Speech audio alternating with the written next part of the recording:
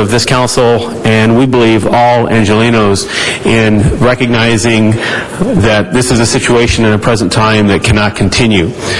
As has been said, this Second Court of Appeals decision, a 2-to-1 decision overturning the arrest of a 2007 LA citizen who was a violent convicted felon wearing a body armor under the rationale that convicted violent felon did not understand that the 10-plus pound military grade ballistic body armor was in fact a body armor is beyond many of our understanding. I've read the decision as well as including the majority and minority opinions, and concur with the last speaker as to it is beyond our grasp as to how this case was overturned.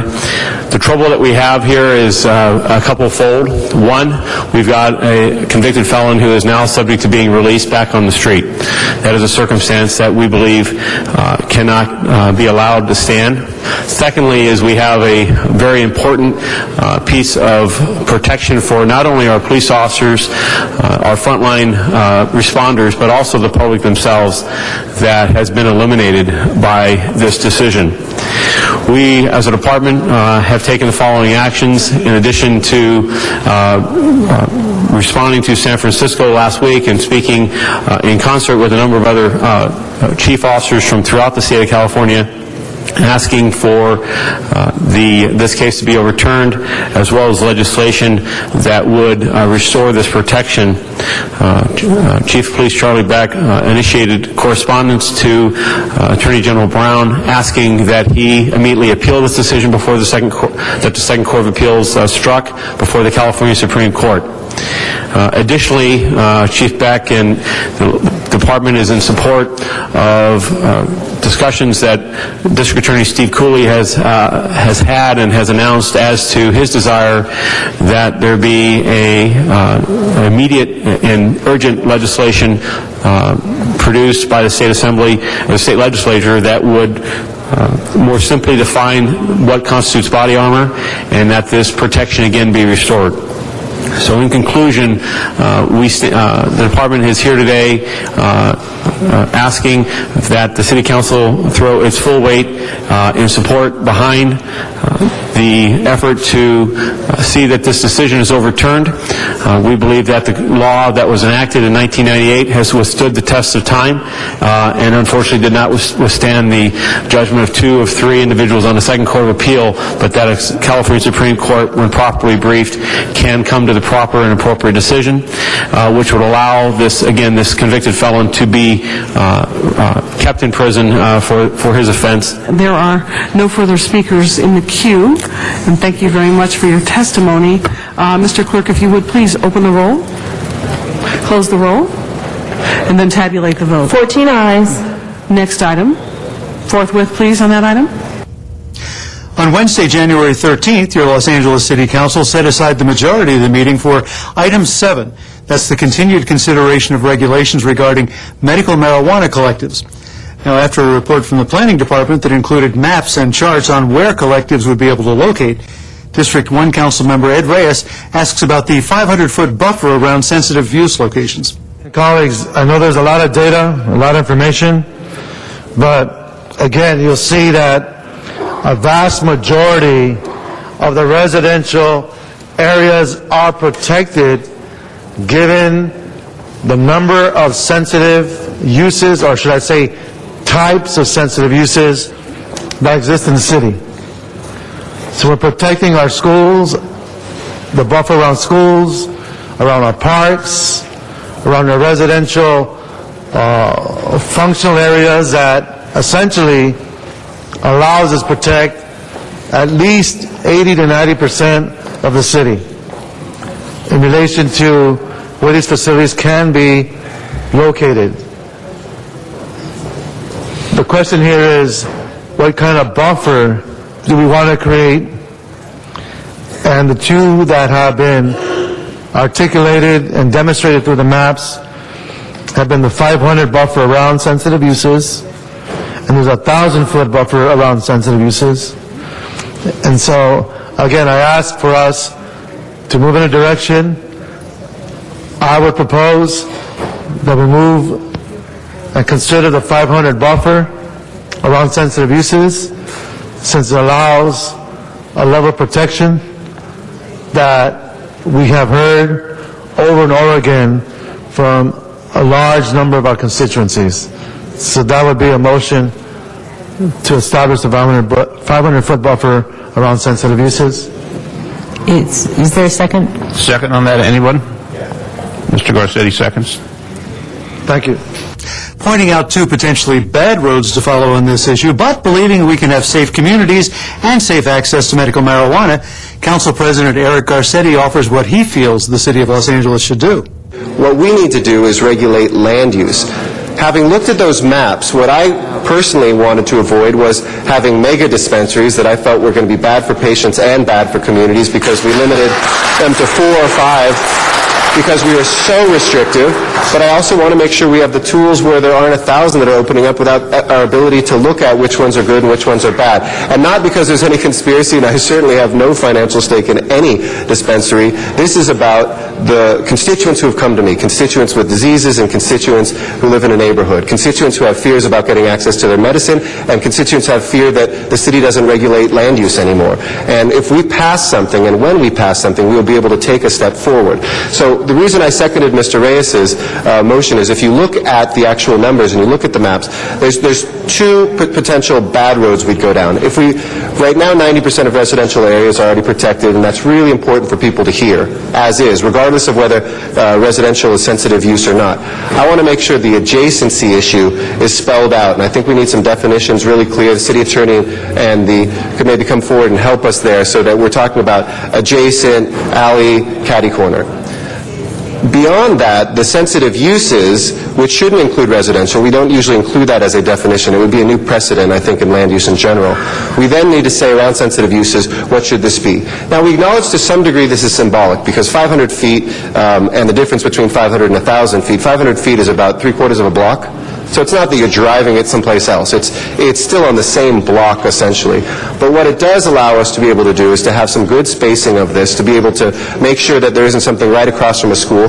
We know across from Hollywood High School, Mr. Labange and I share that area, that there's a cigarette shop that was right across the street selling cigarettes. It's not that kids won't be able to be someplace where they see cigarettes sold, but that was a bad thing, and state law and city law prohibited that from happening. So that is a good use of land use, to be able to shut that cigarette shop down and say, open up someplace down the block or away, so it's not the thing that kids see every single day.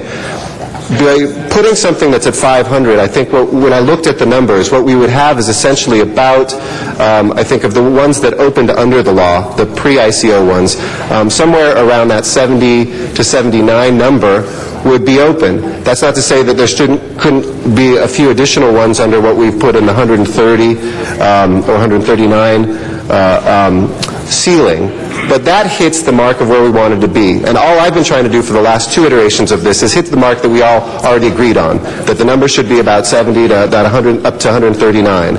If we pass something in which the number is actually 5, but we pretend it's 70, shame on us. If we pass something where it's really 1,000 and we're pretending it to be 70 to 139, shame on us. This is what hits the mark. That's the hard work and the maps that Mr. Reyes put forward. So that's why I would ask colleagues to support that.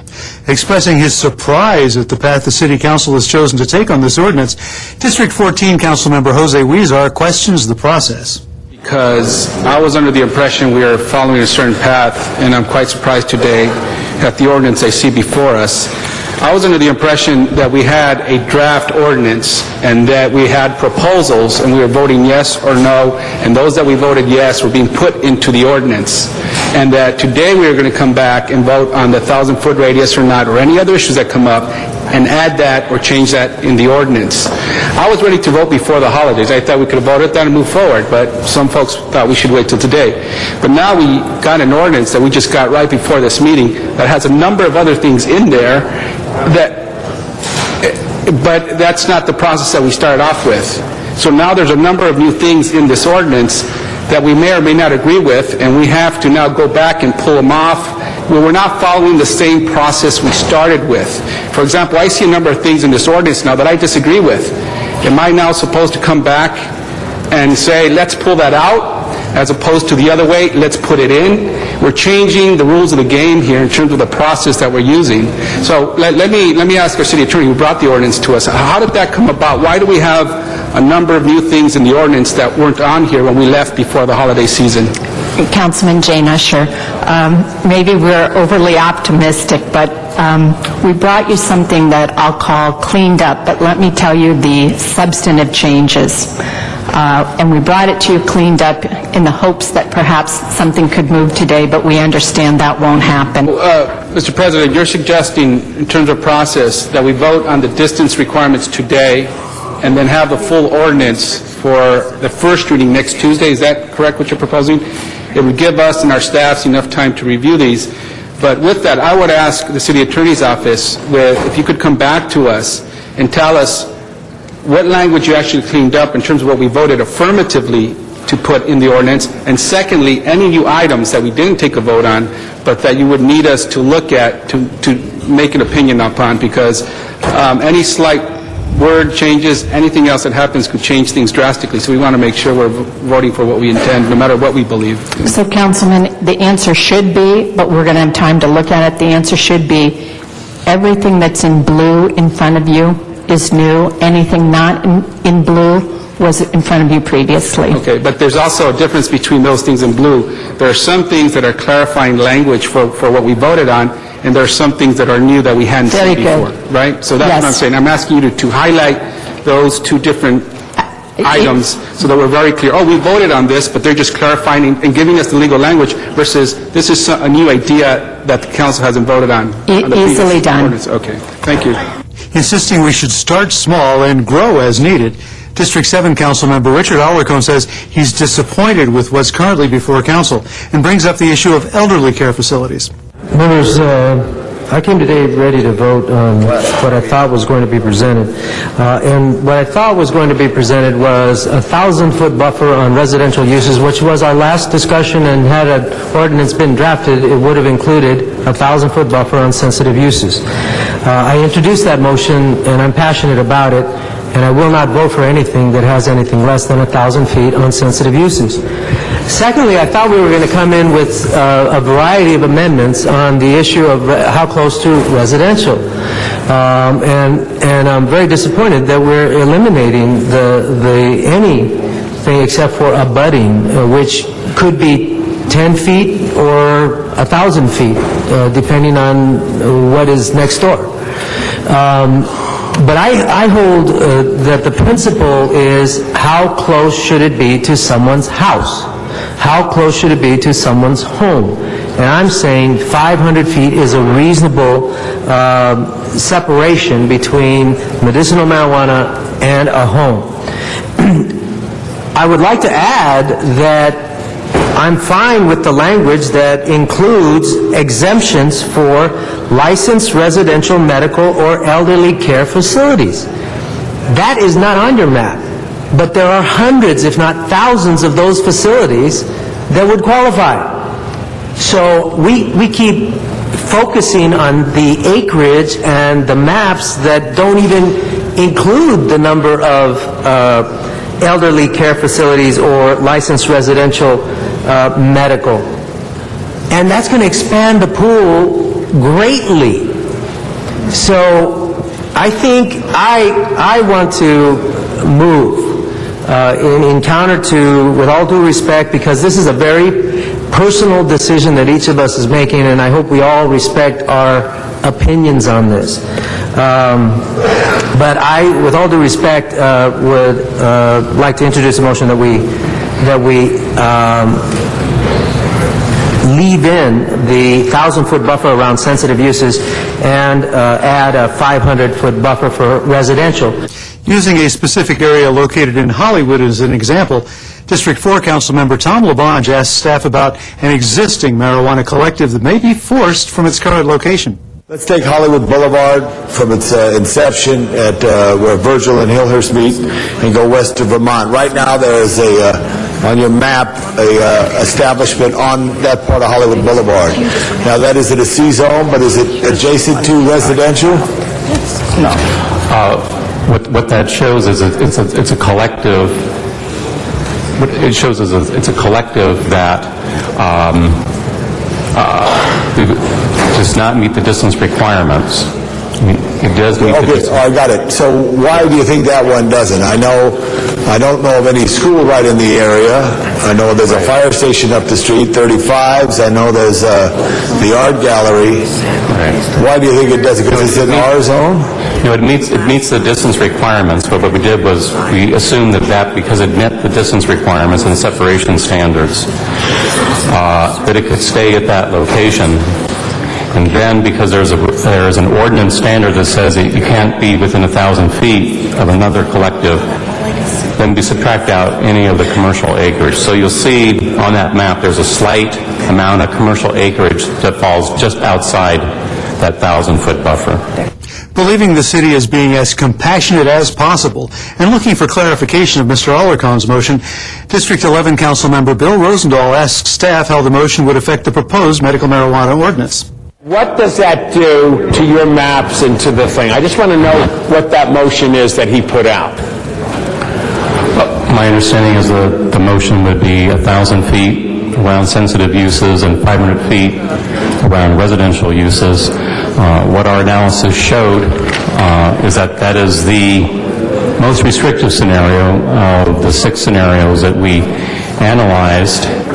And what it would mean in terms of the existing 137 registered collectives, 4 only could stay in their current location, and 133 would have to move. I see, okay. All right, thank you for that clarification. I just wanted to know what it is. I'm not going to talk much today. Today's a bad day for me. 15 years ago today, my partner died of AIDS. I know what he went through for 8 years before he died. And if it wasn't for marijuana, he wouldn't have lived those 8 years. It's a shame he didn't make it long enough for the drugs that came along that kept people alive. But he died, and this is his tie, and I wear it in remembrance of him. I think our nation's discussion on this issue has probably run the clock, and I'm looking forward to leadership out of Washington to change the federal law, first of all, which is a draconian law. I think our city is trying to be as compassionate as it can under Ed Reyes' leadership. He's put a lot of time and energy into this. And frankly, I've toured some of our clinics. I've gone in with my staff. I've looked at situations there. And I hope the day comes when enlightenment happens so we don't throw the kids away in jail like we have. When Schwarzenegger gets up and talks about we have to spend more on education than jails. Well, we have to change those dumb laws that have put these people in prison to begin with. My last point is I hope my colleagues and I can come to some kind of a compromise so we can deal with the big issues of the city, which is the budget and our future as a great city. And I hope to God we can regulate and tax so we can get a revenue stream and get beyond where we are today. Thank you. Please open. Are people clear? Okay. We're bifurcating both elements of Mr. Alarcon's. His first element, he is saying, is to take out the definition that residential is a sensitive use, but nevertheless to have a 500-foot buffer from residential uses. Okay? Please open the roll, close the roll, and tabulate the vote. 6 ayes, 8 noes. Okay, that does not pass. The second piece, excuse me, we've got a number of votes to get through. If I can ask your indulgence, please. Our second one is on a 1,000-foot buffer for sensitive use. Please open the roll.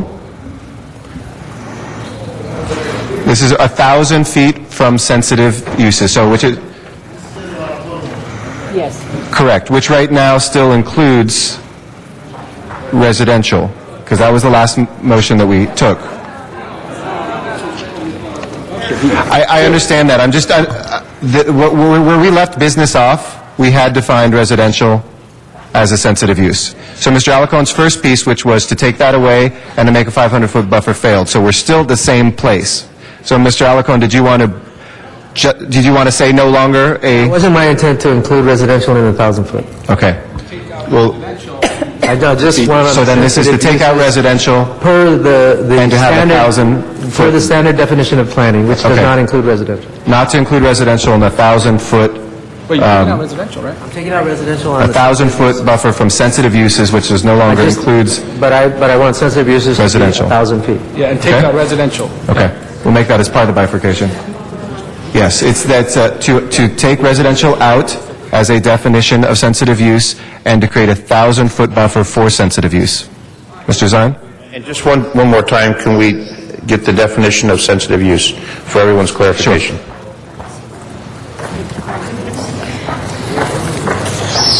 Councilman, I'm on page 8 at the bottom. Here are the defined sensitive uses. I'll read them. School, public park, public library, religious institution, licensed child care facility, youth center, substance abuse rehabilitation center, or any other medical marijuana collective. Thank you. Okay. Folks clear? Ms. Hahn, did you have something on this? Ms. Hahn, did you have a point of clarification? I saw you on the queue. Okay. All right. Please open the roll. Sorry. Please open the roll, Madam Clerk.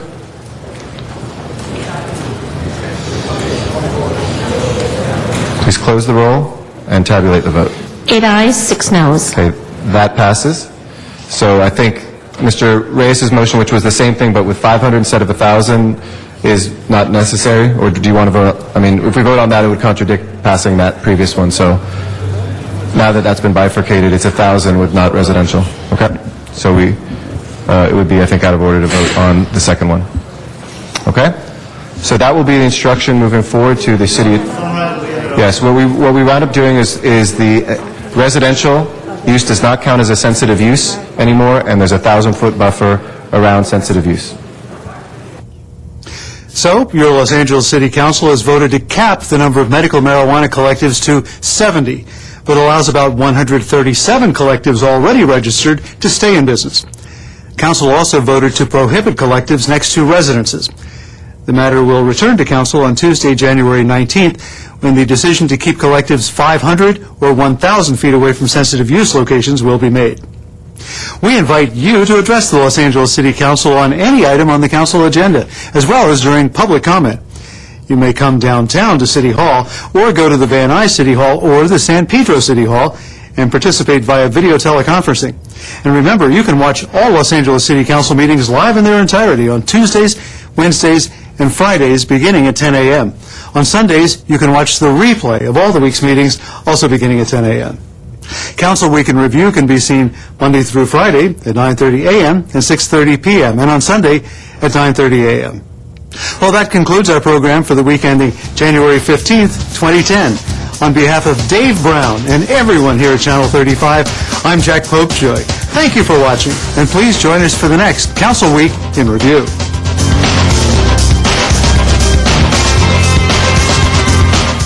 Before approaching an intersection, so that's why 2 wrong turns don't make a right turn. Now let's learn about tailgating. Hey, that's how I got my ticket. You got a ticket for tailgating? That's not good. That can be really annoying. Doesn't get you there any faster. It leaves you no distance to brake. Which makes it easier to get into a crash. And it also may increase your insurance premium. And I hate tailgaters. Tailgating causes crashes. Back off. Watch the road. You think it can't happen to someone like you? Are you crazy? It could happen to anyone. Knowing can save your life, or the life of someone you love. Hey, it's free. It's painless and easy. Don't be scared. Just get tested. Know for sure. Get an HIV test now. Before approaching an intersection, so that's why 2 wrong turns don't make a right turn. Now let's learn about tailgating. Hey, that's how I got my ticket. You got a ticket for tailgating? That's not good. That can be really annoying. Doesn't get you there any faster. It leaves you no distance to brake. Which makes it easier to get into a crash. And it also may increase your insurance premium. And I hate tailgaters. Tailgating causes crashes. Back off. Watch the road.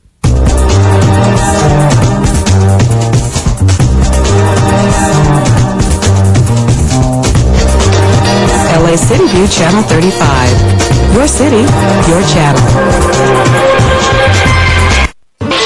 January 20th.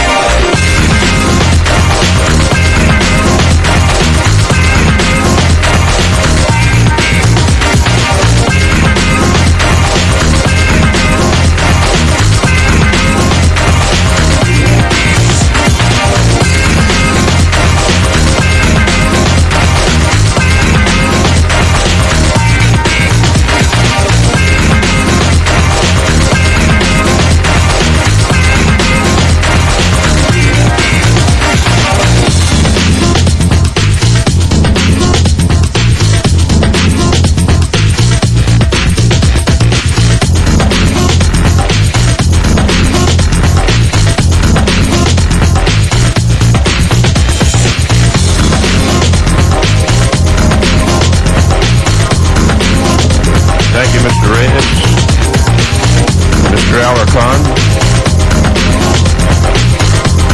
Ms. Hahn, Mr. LeBon, Mr. Rosendahl, Mr. Smith, Mr. Koretz, Mr. Wesson, please come to council chambers. It is 5 after 10.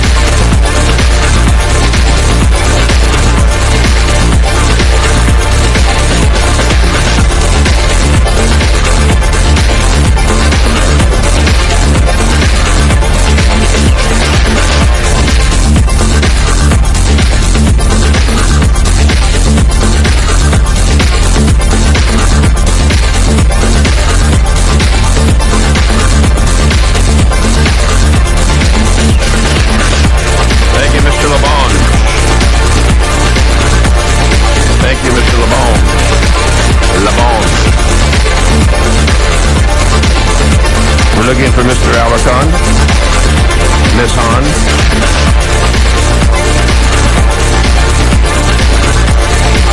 Mr. Corian, I understand, left. Mr. Corian left. I understand he left. Mr. Correct, thank you.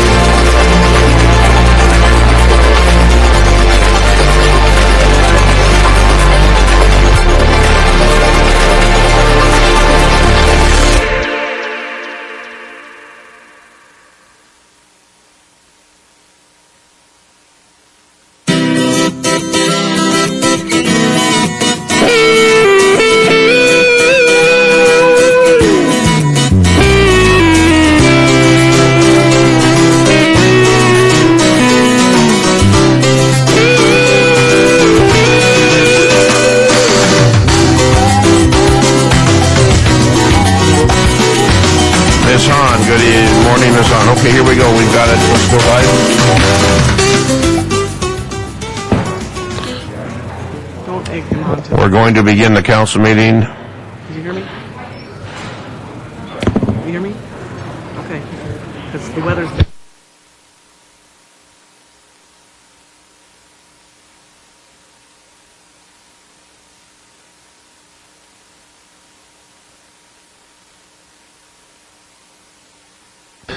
Good morning. It's Wednesday, January 20th.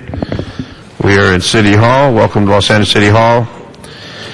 Meeting of the Los Angeles City Council for January 20th. We meet 3 times a week, Tuesday, Wednesday, and Friday. All meetings are open to the public. For those who cannot make it to City Hall in the rain today, meetings are televised via cable channel 35. It can be viewed by visiting our website, lacity.org, or council phone at 213-621-CITY. We're going to call the meeting to order. We have our quorum. This meeting is now in session. City Clerk, please call the roll. Alarcon, Cardenas, Hahn, Weezer, Caress, Krikorian, Labange, Parks, Perry, Reyes, Rosendahl, Smith, Wesson, Sign, Garcetti. 11 members present and a quorum, Mr. President. Very well. Approval of minutes? The first order of business is approval of the minutes. Very well. Ms. Perry and Mr. Reyes, seconds. Commendatory resolutions for approval. Mr. Parks, Mr. Cardenas, seconds. And before beginning the regular agenda, Mr. President, there are several items that have been requested to be continued. Item number 8, a request to continue that matter to February 26th. Without objection, number 8 continued. And one of the closed sessions, item 32, the city attorney's requested that matter be continued 1 week to January 27th. Number 32 continued. And on the regular agenda, the first item is an item notice for public hearing, and there is a card on that item. We will call that special. Next items are items for which public hearings have been held, and those are items 2 through 18, and reports have been submitted on items 5 and 6. On number 2 through 18, Mr. Labange. Item 2, please. Special on number 2, Mr. Reyes.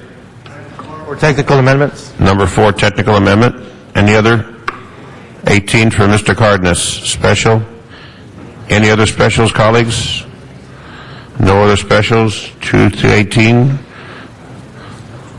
Very well. On the remaining items, open the roll, close the roll, tabulate the vote. 11 ayes. Next items, please.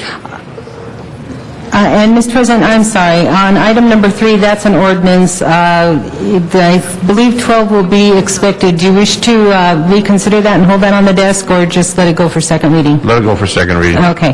Next items are items for which public hearings have not been held, items 19 through 30. 10 votes are required for consideration on those, and there are cards on 20, 24, 25, 27, and 29. Hold the ones with cards special. And colleagues, any specials 19 to 30? Any specials 19 to 30? And, Mr. President, there's a card on 26 as well, and item number 19 is an ordinance. Do you wish to hold that one on the desk? Yes, please. Mr. Smith? Hi.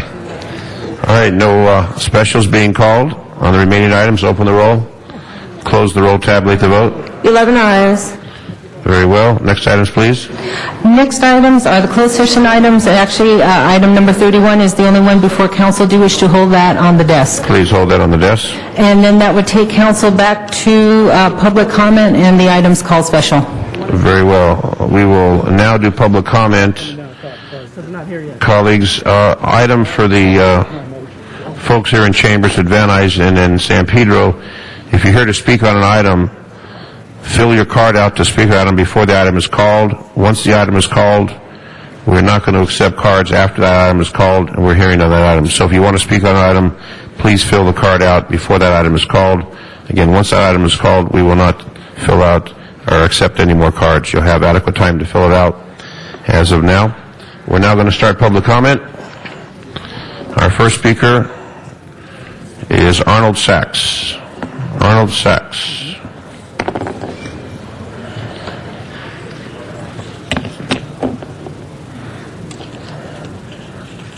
Mr. Sachs is coming up, calls in the dog. That'll make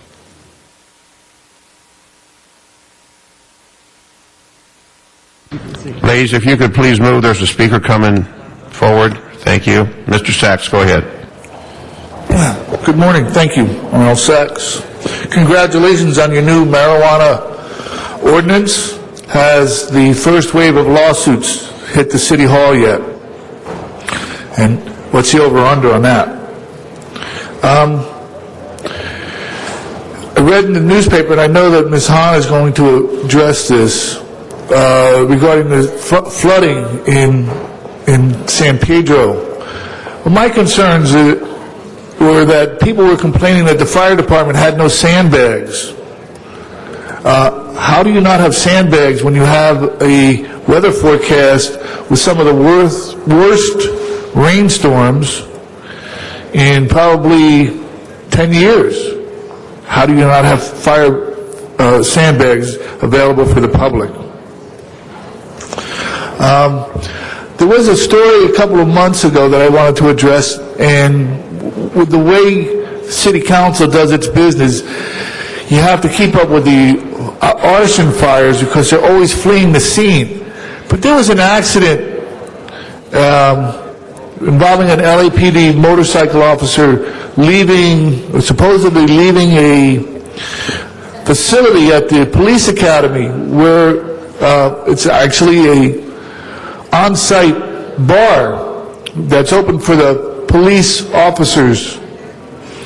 And it just boggles the imagination that with all the organizations that have come to light, Mothers Against Drunk Driving, everybody against drunk driving, Students Against Drunk Driving, everybody against drunk driving, the fact that you have 3 either sitting police officers or were prior active police officers sitting on the city council, and not to address the fact that you have a facility that serves alcohol on the police. Thank you, sir. Zumadog, our next public speaker, Zumadog.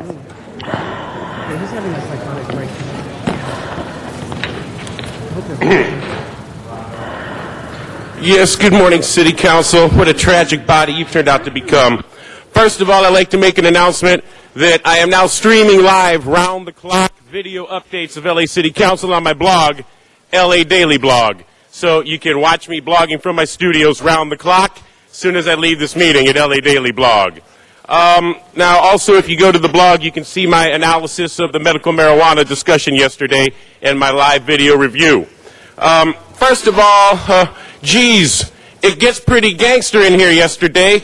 I don't think I could have gotten away with what Councilmember Wesson said. I'd like to admonish Herb Wesson publicly for going against Bill Rosendahl, a pioneer, a leader, a legend, someone who is not a coward in this medical marijuana ordinance, and I feel that his reputation's gone way up in this city, and this guy's going to be able to write his own ticket for anything he wants to run for, while the rest of you non-leadership cowards sit here boiling to death in your own muck, except for Paul Koretz. Now, Herb Wesson, I don't ever want to hear Herb Wesson say again that, Mr. Rosendahl, I suggest you tone it down because you might upset some people. Not me. I'm not mad. You don't want to see me mad. Well, maybe I do want to see Herb Wesson mad. I want to see him mad about the state of the city. I want to see him mad that in 3 months, this city municipality will be declaring bankruptcy. So I'd like to see Mr. Wesson get mad because he sat here as one of the council presidents that let this city go right into disaster,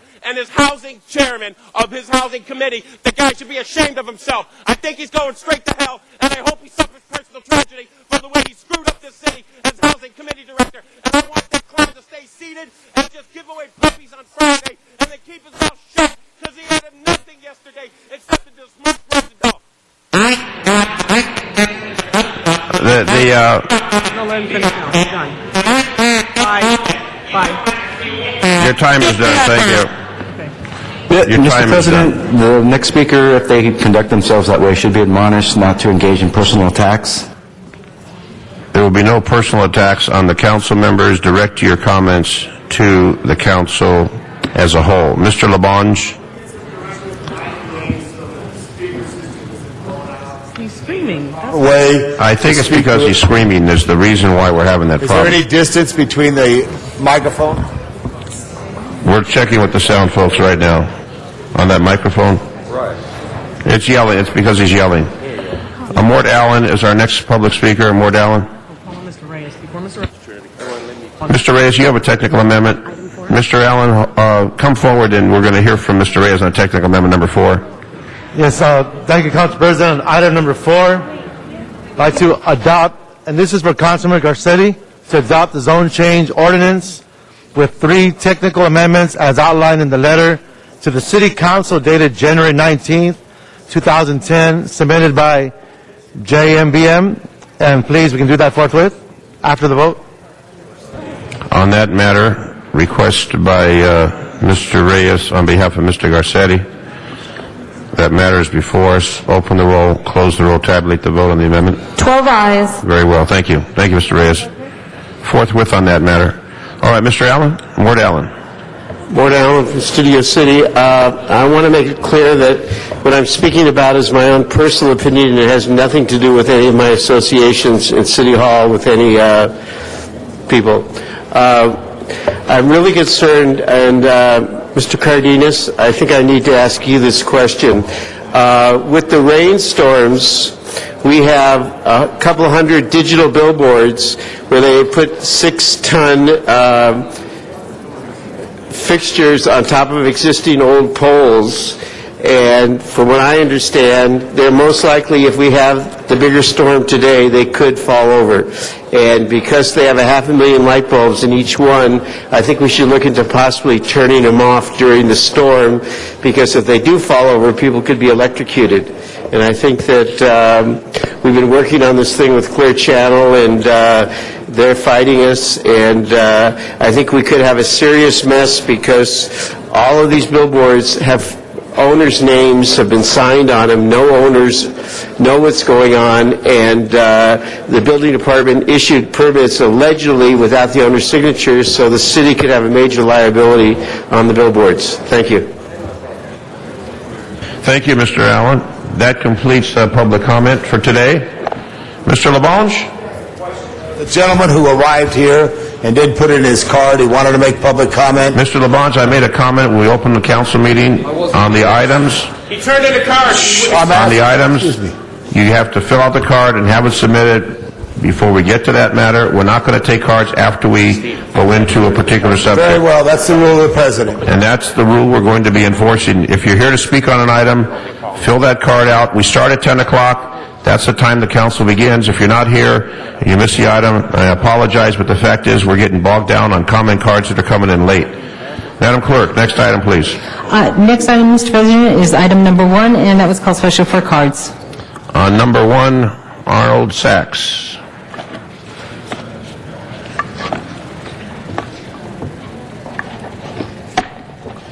Start the meeting at 10 o'clock, and don't call quorum at 10:15. Item number 1, I was just curious to know that there would be no vetting of any permits involved with this project. I was going to ask about item number 4, but you never know with the city council. They can do amendments, but they can't allow public comment. There will be no vetting, and there will be no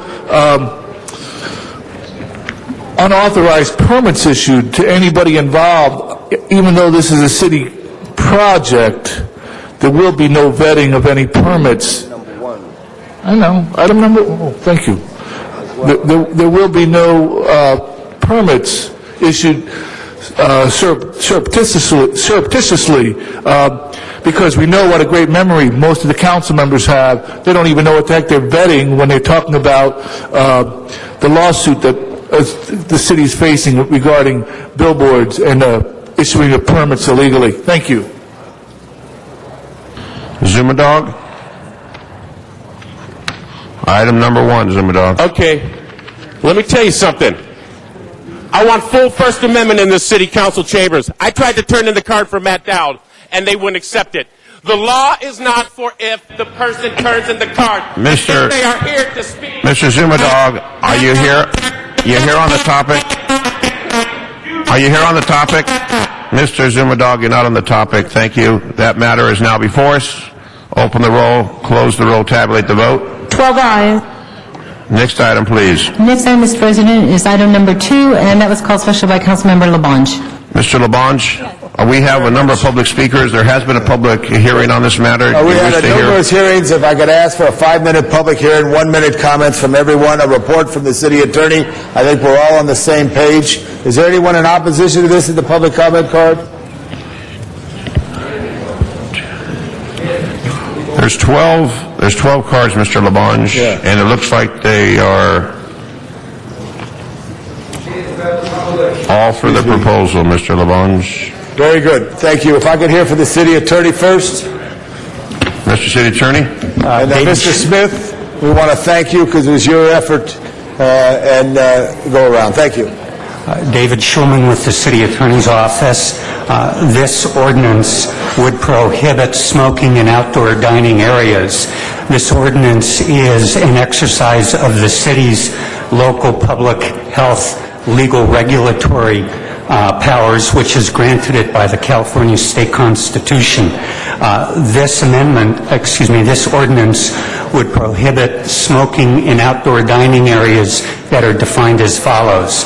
The typical outdoor dining area that most people think of, such as a patio adjacent to a restaurant. But unlike most other similar ordinances, this ordinance goes further. It addresses two areas where many members of the local public do dine outdoors, and that is in outdoor food courts and from mobile food trucks, vendors, and the like.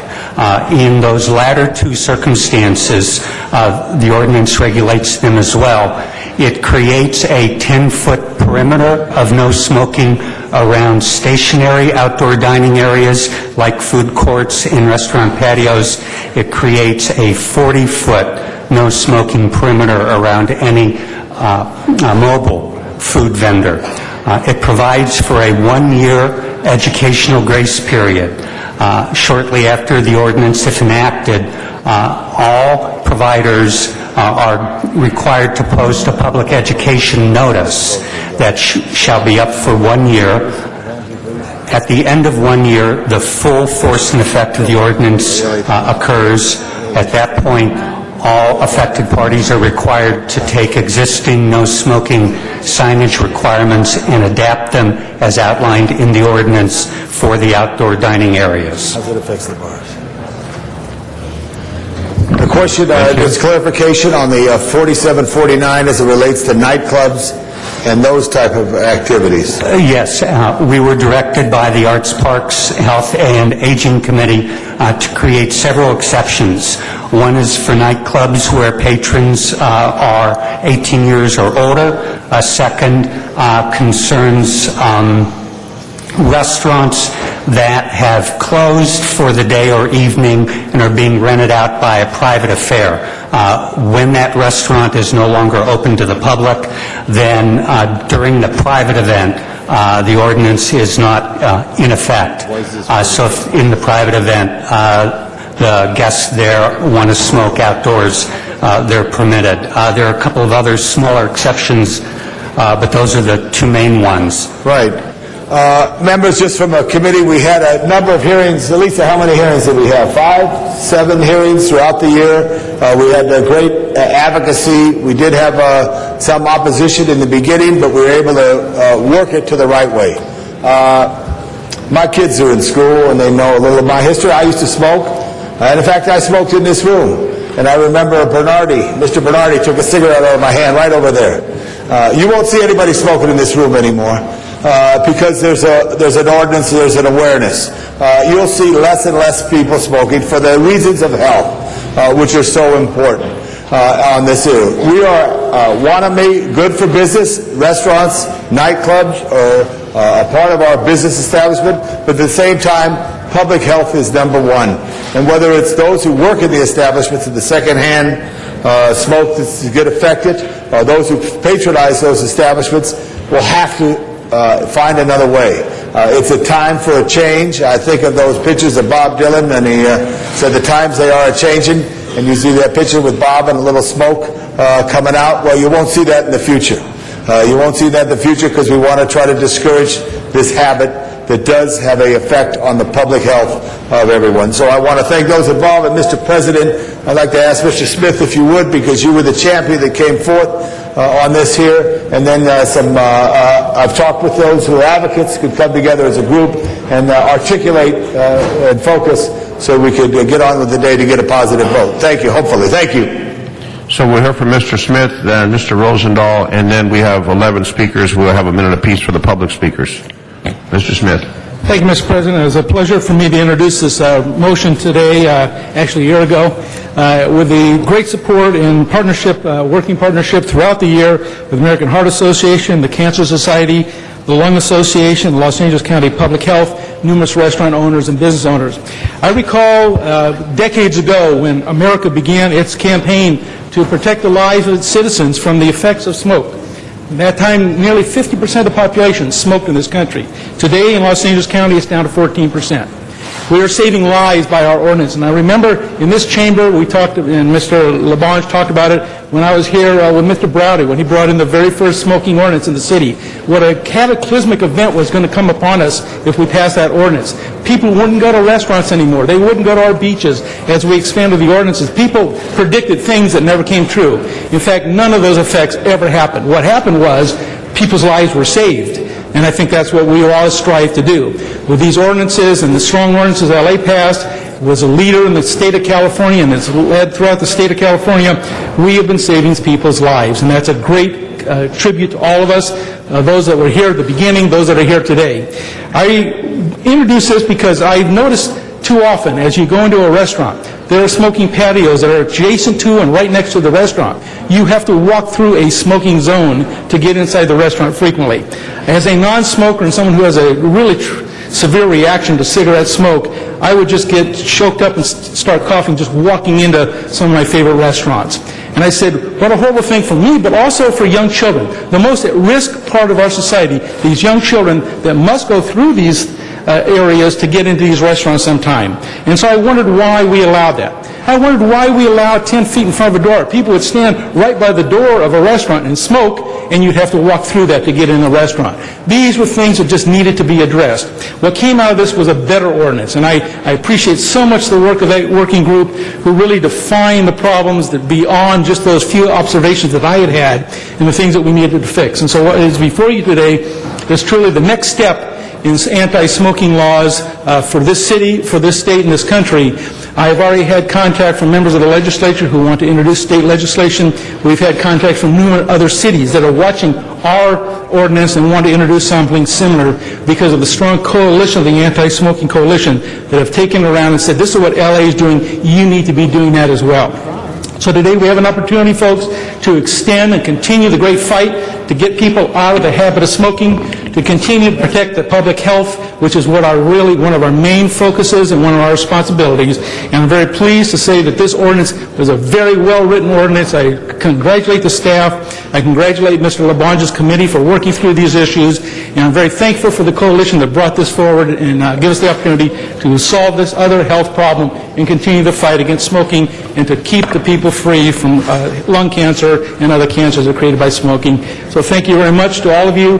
And with it, I urge your support today. Let us go forward. Let us be, again, a pillar in the state and the nation on how we deal with public health issues, how we deal with just public policy issues. Thank you very much. Thank you. Mr. Rosendahl, followed by Mr. Koretz. Mr. President, I'd like to speak after I hear the public comments. Thank you. Mr. Koretz. That's fine. All right, then we'll hear from the public speakers, then we'll come back to Mr. Rosendahl, Mr. Koretz, and we'll close with Mr. LaBonge. Victor Franco. Each speaker, you'll have 1 minute to speak.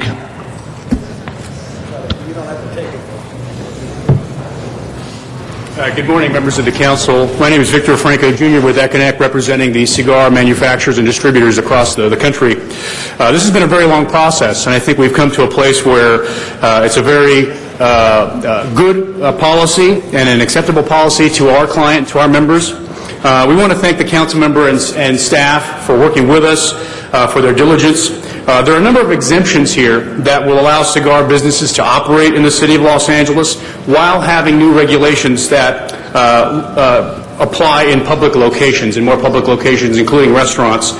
We look forward to working with city staff as well as the advocates of the non-smoking community as these new regulations are implemented and as they come into practice in restaurants and in the real world out there in daily business. We want to thank Councilmember Smith as well as Councilmember LaBonge for working with us and our clients. So we really appreciate your help. Thank you.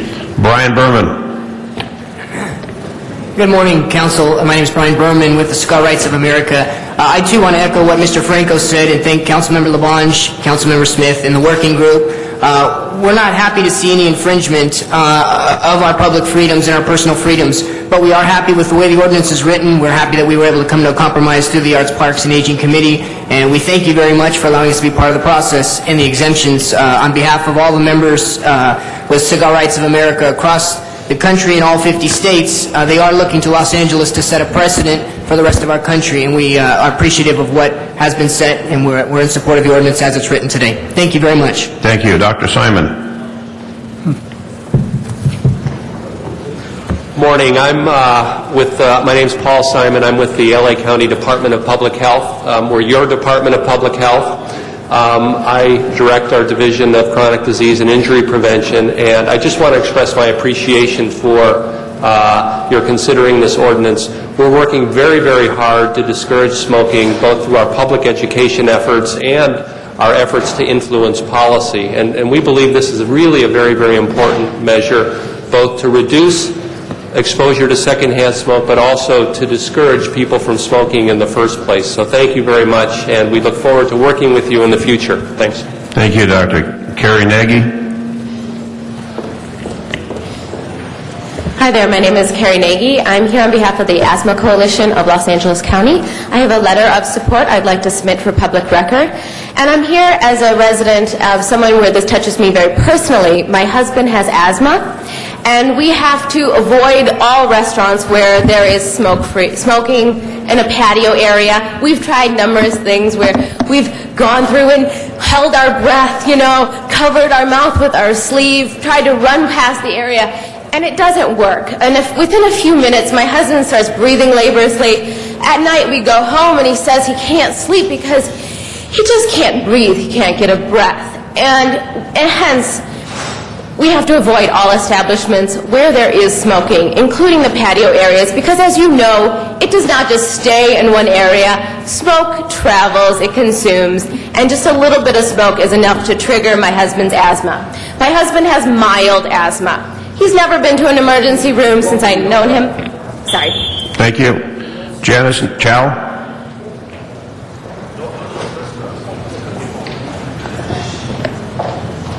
Good morning. My name is Janice Chow Ng, and I'm here on behalf of the American Cancer Society in support of a smoke-free outdoor dining ordinance for the City of LA. Lung cancer is a leading cause of cancer deaths in both men and women in California, and each year, 3,400 non-smoking adults in the United States will die of lung cancer from exposure to secondhand smoke. There is clearly compelling scientific evidence from the EPA, California Air Resources Board, the 2006 U.S. Surgeon General's report, and the recent report published by the Institute of Medicine that shows that secondhand smoke exposure increases health risks. A tobacco control policy like this will create a shift in social norms around smoking and have a positive impact on the health outcome of current and future smokers. Smokers will have a healthy environment that can support smokers' quit efforts, and young children will be less likely to model the behavior of a smoker. For over a year, this ordinance has undergone extensive review and consideration by the Arts, Parks, Health, and Aging Committee. Given the population density of the City of Los Angeles, thank you. Thank you. Dean Schwartz. Good morning.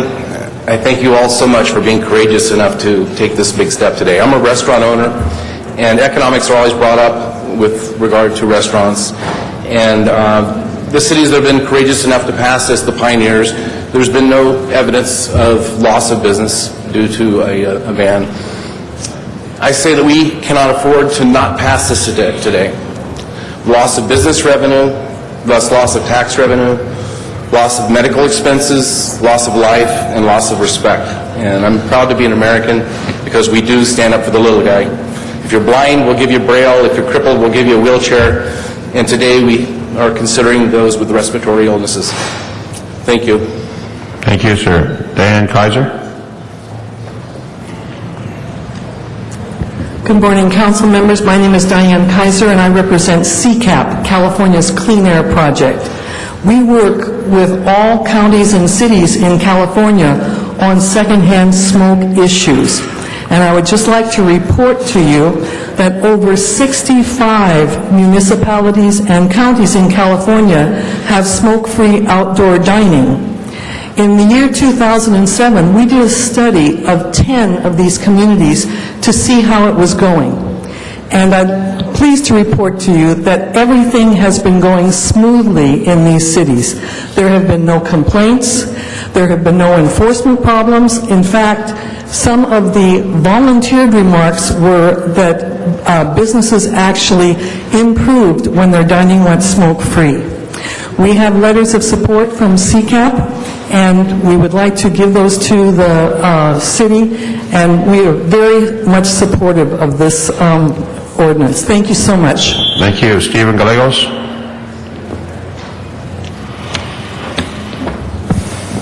Good morning. My name is Stephen Gallegos. I'm chair of the Coalition for Tobacco-Free Los Angeles County. And we thank Councilmember Smith for sponsoring this public health issue, and to the members of the Arts, Parks, Health, and Aging Committee who voted to pass this along to the Los Angeles City Council. We appreciate all our supporters who believe that families and people who enjoy eating outdoors in our Los Angeles restaurants can enjoy their meals without endangering their health from secondhand tobacco smoke.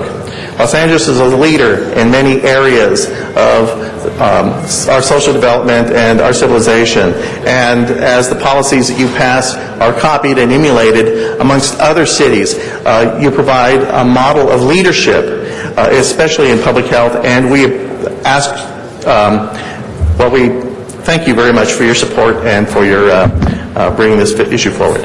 Thank you. Natalie Wolf?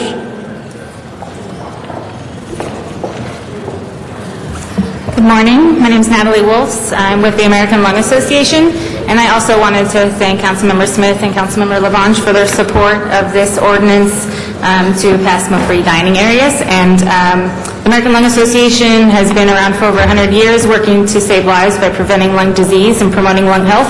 And dealing with the issue of secondhand smoke is definitely an important one for us. We work with individuals and families with asthma and other lung diseases every day, and they can be severely impacted by exposure to secondhand smoke.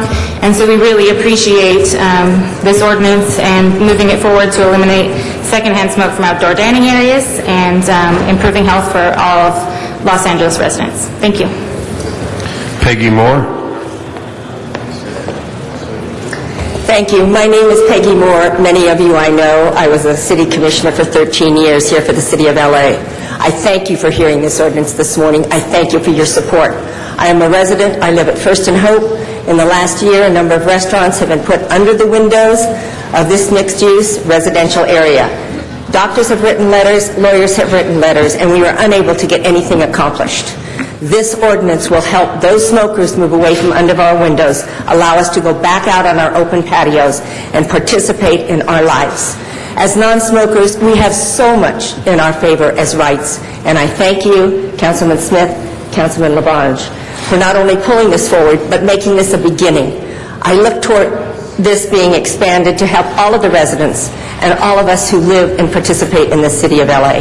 Thank you for your time, and thank you for your work. Robert Berger. Good morning, Council. When I started working as lead community organizer for the smoke-free outdoor movement some 10 years ago, we had no smoke-free beaches, we had no smoke-free parks, we had no smoke-free outdoor dining. Look how far we've come. You can't find a beach where you can smoke in California.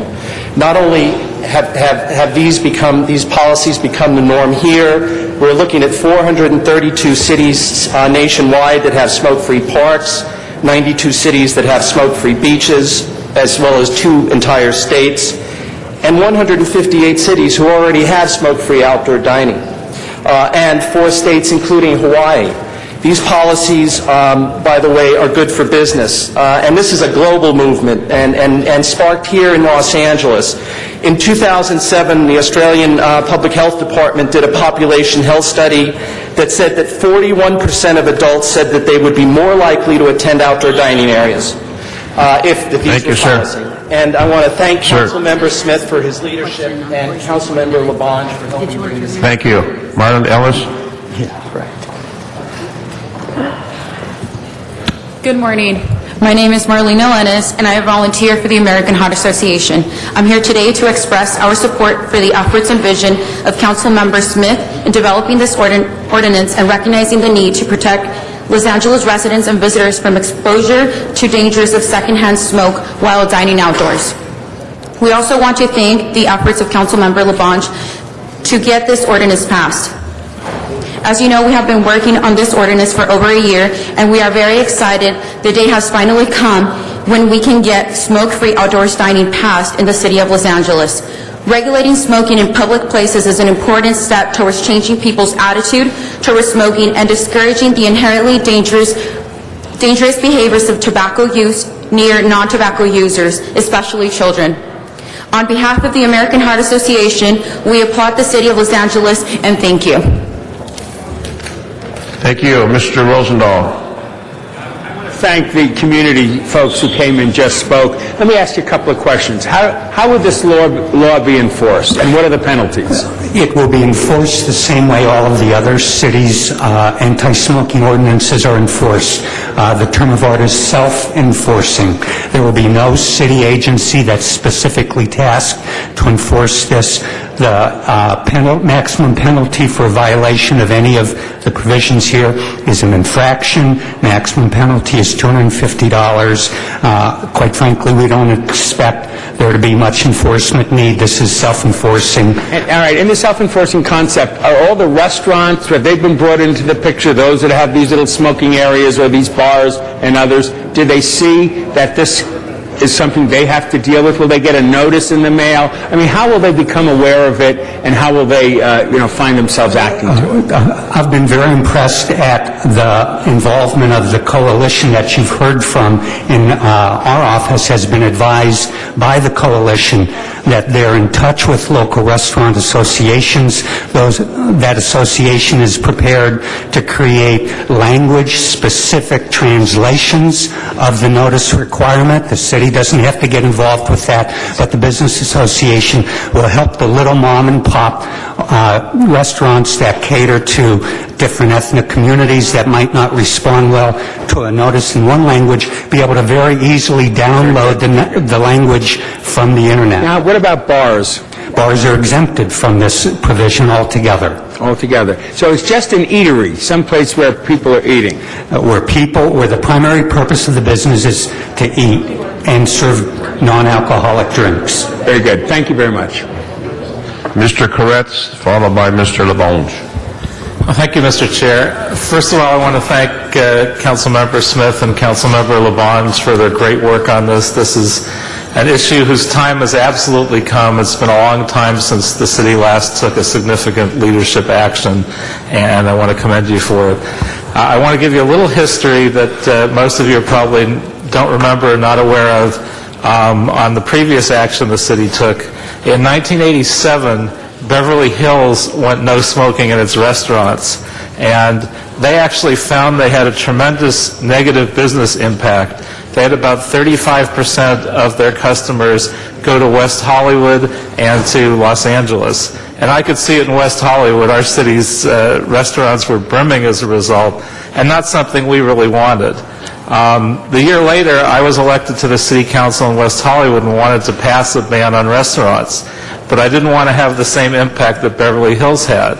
So I went to my former boss, Marvin Browdy, in Los Angeles, and I went to my friend Kelly Olson in Santa Monica and some of the other surrounding cities, and I said, let's pass this all at once so we have a regional ban and we won't have any kind of negative impact.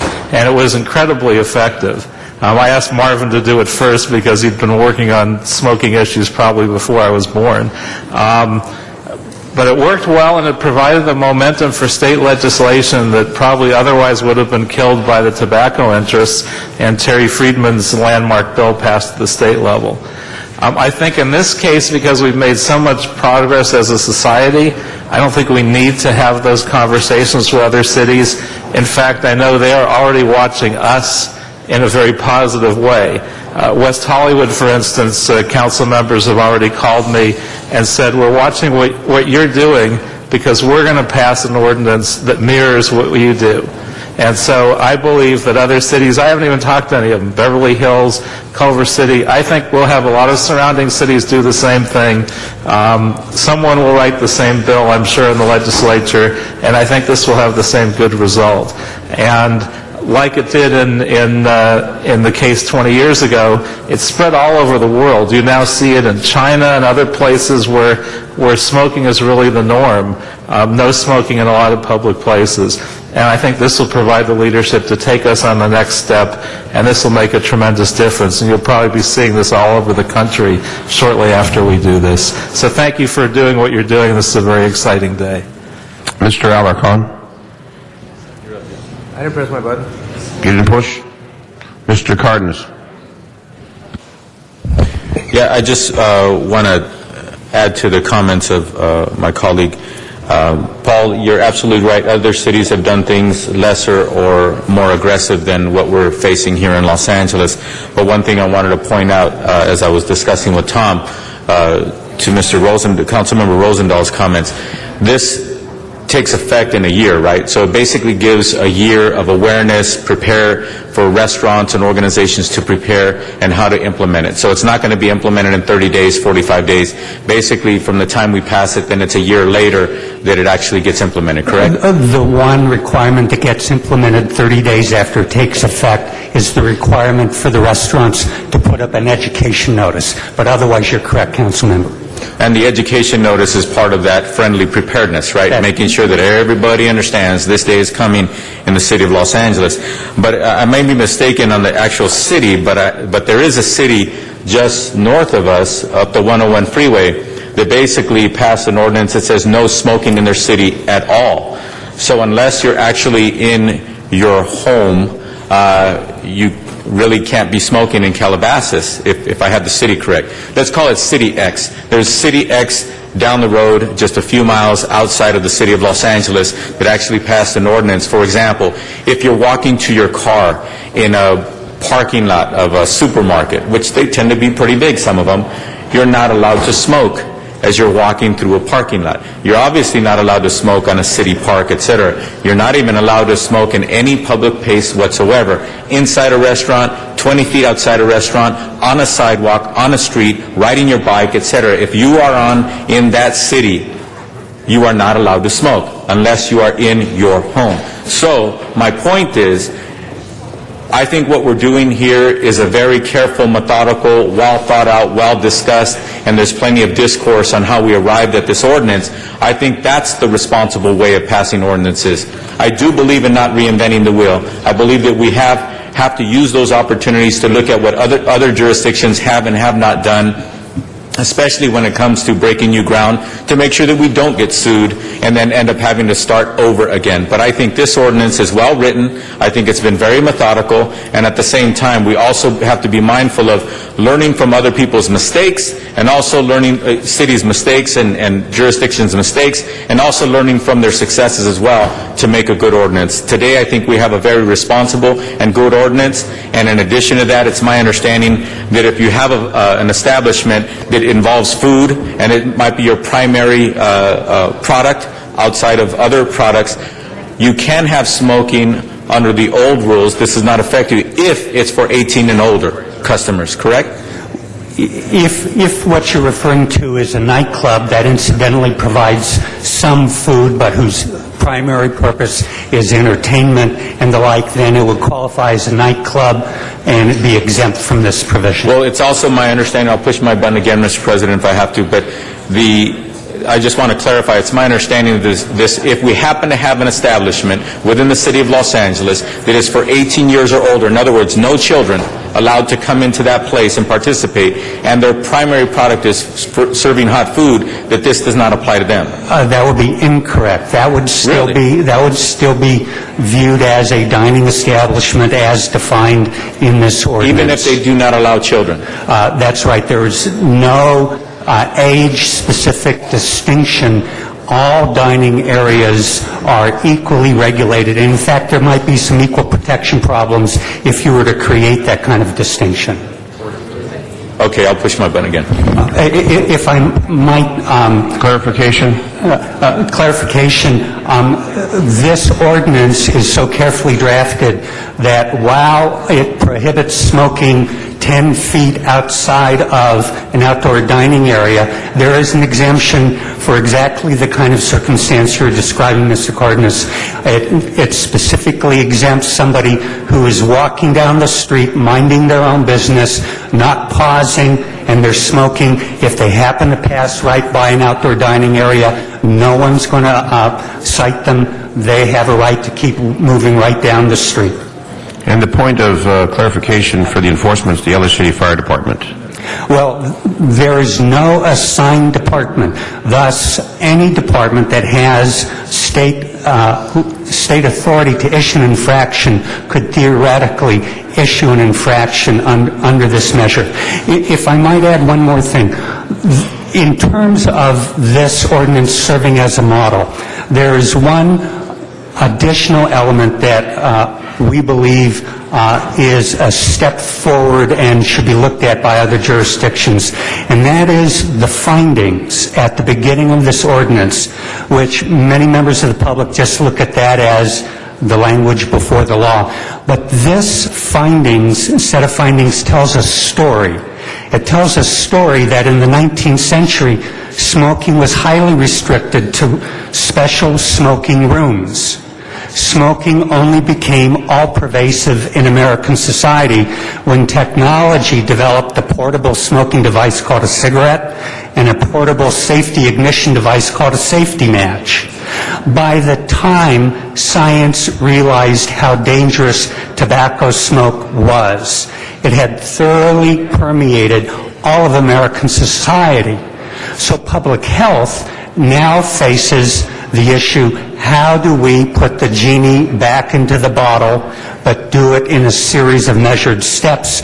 And my colleague and friend, Dr. Paul Simon, I think if he was here, would say public health needs legislatures to address social determinants like this one, regulating an area where smoking that once was permitted is now no longer permitted. Thank you.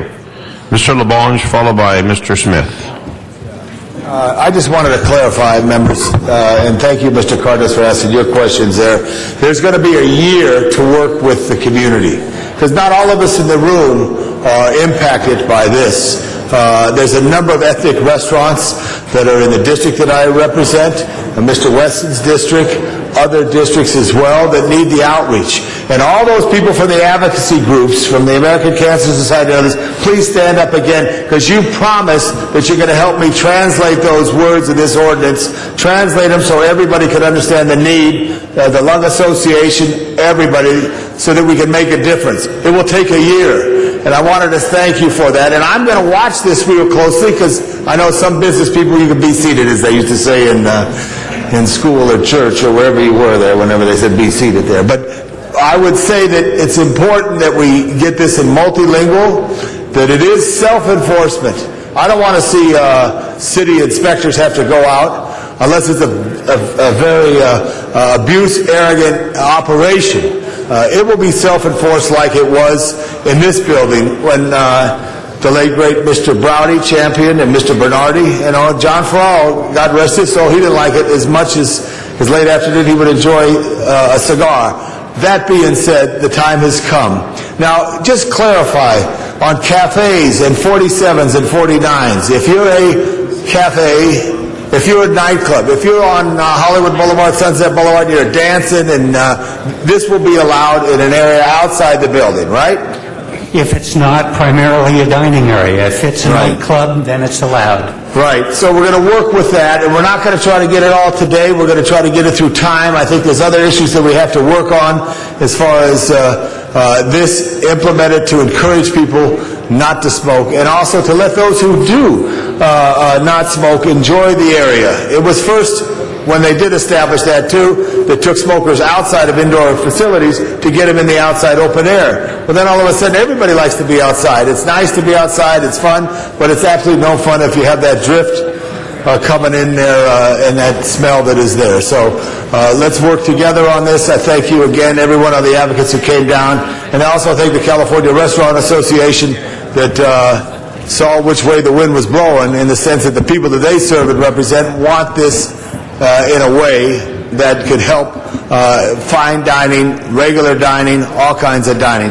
But I'm glad that we clarified on the nightclubs, the restaurants and cafes, and we're going to work with it. And if we need to tweak something, Mr. Smith, we're going to come back and tweak it, because there's some issues there that are necessary. But I think this is a fine one that probably needs no tweaking.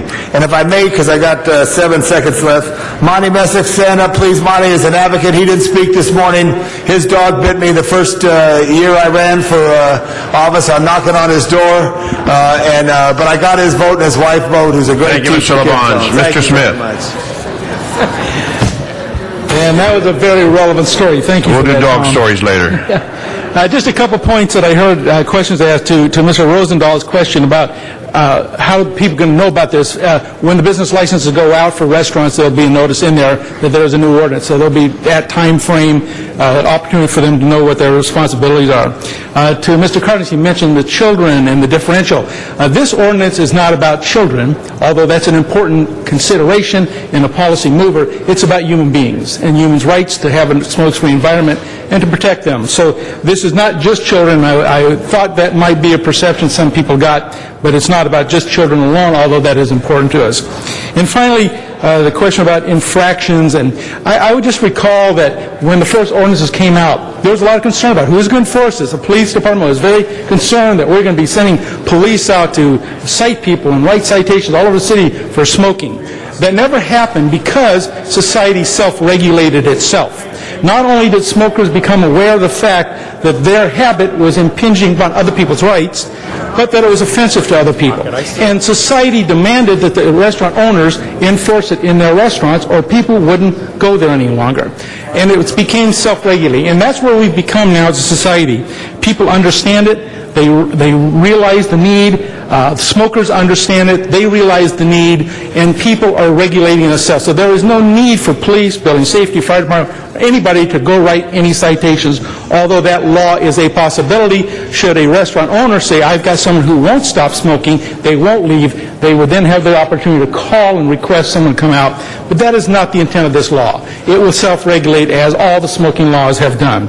Finally, if I can just end on a note of levity that goes to Mr. Corrett's story about how the cities came together and the state came together and eventually all these things began to work in unison.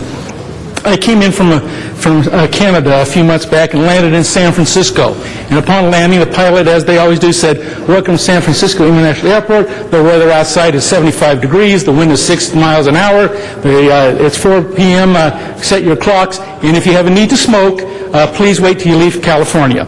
So I thought that was funny, a bit of levity, but it is the reputation California has that we have become a leader in this issue, and we are recognized in that fact around the country, and we need to continue that leadership role, and this is that opportunity today. Thank you.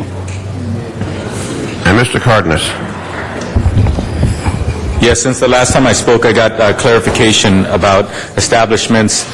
There are establishments, for example, that serve, say it's family-oriented or what have you, but those establishments in their PUC could actually have a time, say at 6 o'clock or 9 o'clock when they start carding. In other words, therefore, they're carding and saying, okay, only people of X age or over are going to be inside the establishment, and that primarily food cannot be their primary product, and then they can have smoking in the, let's just put it this way, the old ordinance of the city, not this new ordinance, would apply. So you were right. I just wanted to make sure that you understood that I did hear you. I double-checked, and now I understand exactly how the ordinance applies for those establishments. And it's not about children specifically, but it is about the establishment and their current and their existing PUC, and the fact that this would not apply to them, for example, in the instance when they start carding, et cetera, and it's a different establishment, more like a nightclub atmosphere. Right. And they would be exempt from this ordinance completely. Exactly. Thank you. Again, very, very well written, very carefully written, and appropriately written. Thank you. Thank you. That matter is now before us. Open the roll. Close the roll. Tabulate the vote. 12 ayes. Forthwith on that matter. 12 votes. Madam Clerk, there's a request from Ms. Hahn on a special with city crews that are here. Ms. Hahn, on the special one? Yes. I'm sorry, and the city attorney, I believe, will speak to the findings on that before. Since the posting of today's agenda, heavy rains have fallen on the Los Angeles basin, resulting in extreme flooding in the harbor area. Immediate action is required to have the Bureau of Sanitation report on the flooding so that the public is made aware of the preparations by the Bureau. Council must first make findings pursuant to Government Code Section 54954.2 before considering the substantive motion. On the findings, open the roll, close the roll, tabulate the vote. 12 ayes. Very well. The matter before us? Thank you, Mr. President. Colleagues, I just thought it would be appropriate if we had our department, our sanitation, come forward and talk to us a little bit about what happened during these recent floods. I remember we sort of did this when we had the bad fires not too long ago. I feel like we are in that situation again. We've had a series of storms that has dumped an unprecedented amount of water in a very short time onto our streets and hillsides in Los Angeles. I know for the areas I represent, particularly in San Pedro, yesterday was particularly devastating. We had entire streets that were underwater. Many homes were flooded. I ran into somebody this morning who our Temple Bethel apparently was flooded yesterday.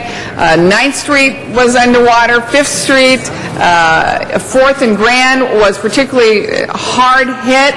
I know we were going to show some photos about some of these pictures, but I know a lot of the newspapers were running photos today.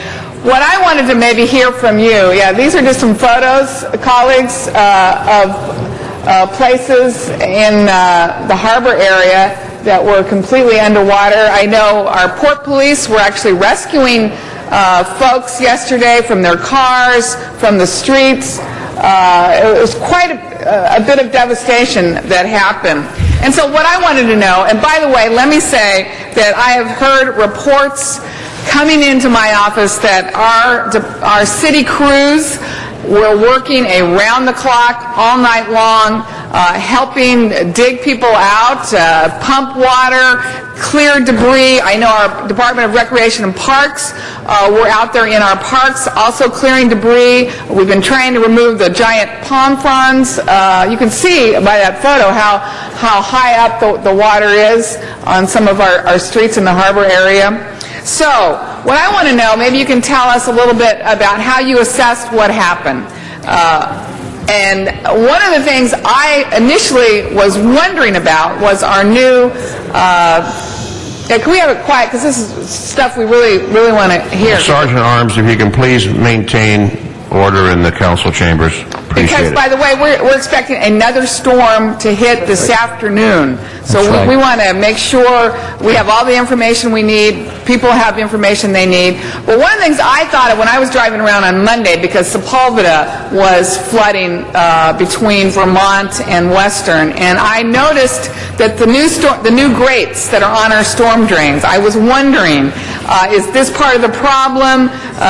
It seemed like debris was lining up against the grates and the water was not going down in the storm drain. So maybe you could speak to this new system of grates that we put out under Proposition O to keep the trash from getting in our storm drains and flowing out to the ocean. But this is kind of the first storm we've had since we put up these new grates. Are they working like they're supposed to work? So maybe you can answer some of those questions for us. Thank you very much for being here. We know you're going to report to the City Council, and then we know you need to get back out there with your crews and make sure that we're prepared for the next onslaught this afternoon. Thank you. Thank you, Councilmember Hahn, and thank you for the opportunity to report to the full council on the things that we have done across the city, but most importantly in your district. Everybody here knows that we got a lot of rain, which is a good thing. However, in your district, too much of it came in too soon, too short a time. And we will touch on just the measurement of how much rain came, and it all happened in the span of about 15 to 20 minutes, if not less. What we have determined so far is that what we got in your particular area, and Long Beach got this as well, is that it's the equivalent of what would be a 100-year storm plus. Close to just 1.5 inches in 1 hour. Wow. That's an awful lot of rain. The numbers are in for all of 2009. If you saw the report on the rainfall in the city, for all of 2009, we got just over 9 inches.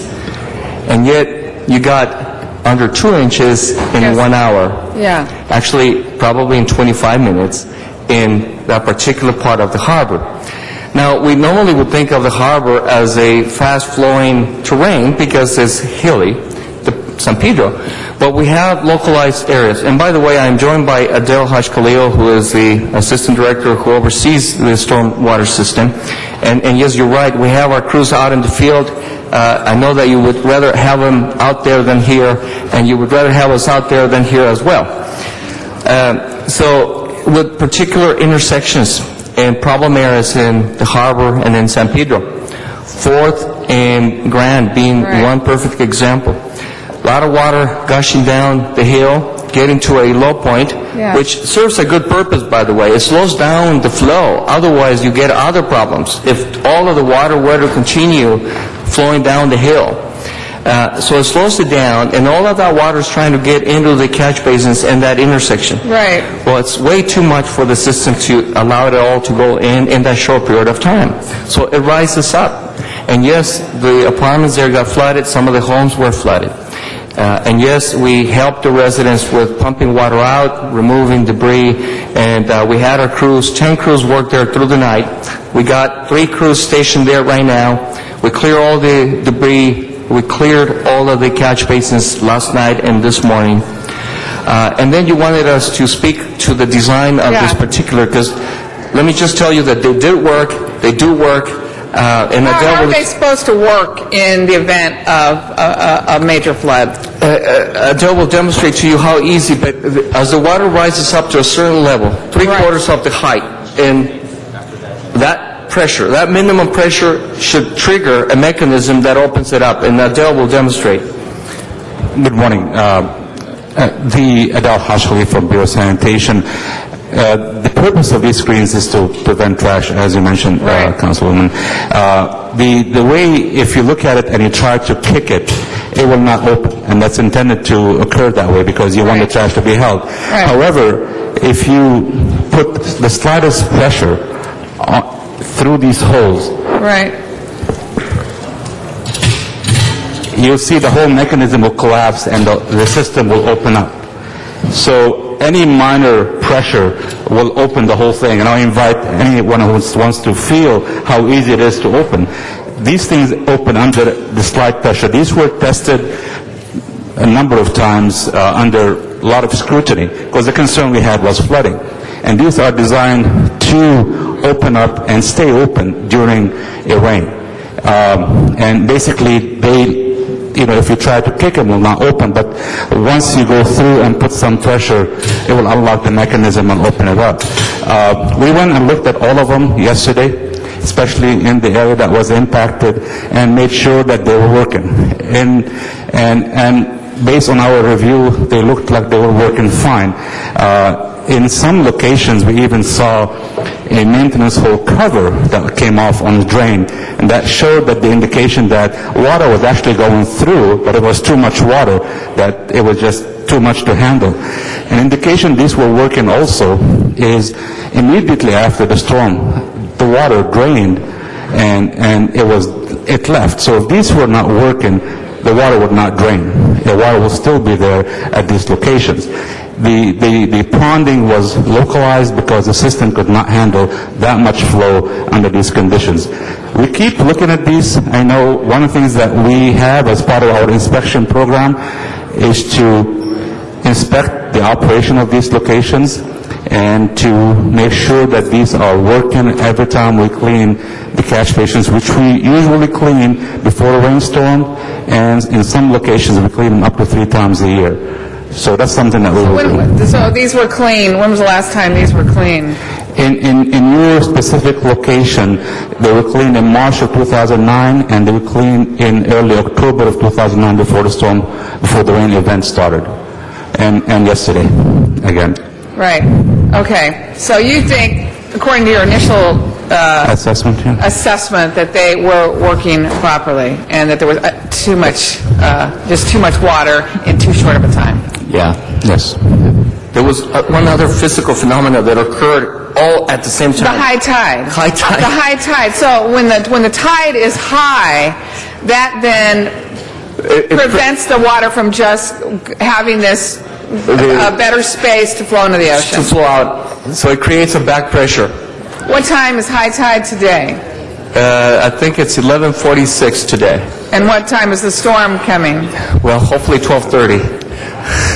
I've heard it was actually coming later. Do we know what time the storm is predicted to hit today? It was predicted to start at 12, but now it has been updated to later. Okay, so this time, so we think the high tide won't enter into that. That's interesting. But I know you talked about the manhole covers bursting, which I think Tom LaBonge had in his district, but that really signifies that the water is coming through the storm drain and putting the pressure at that point in the street. That is correct. Well, I appreciate everything you've done.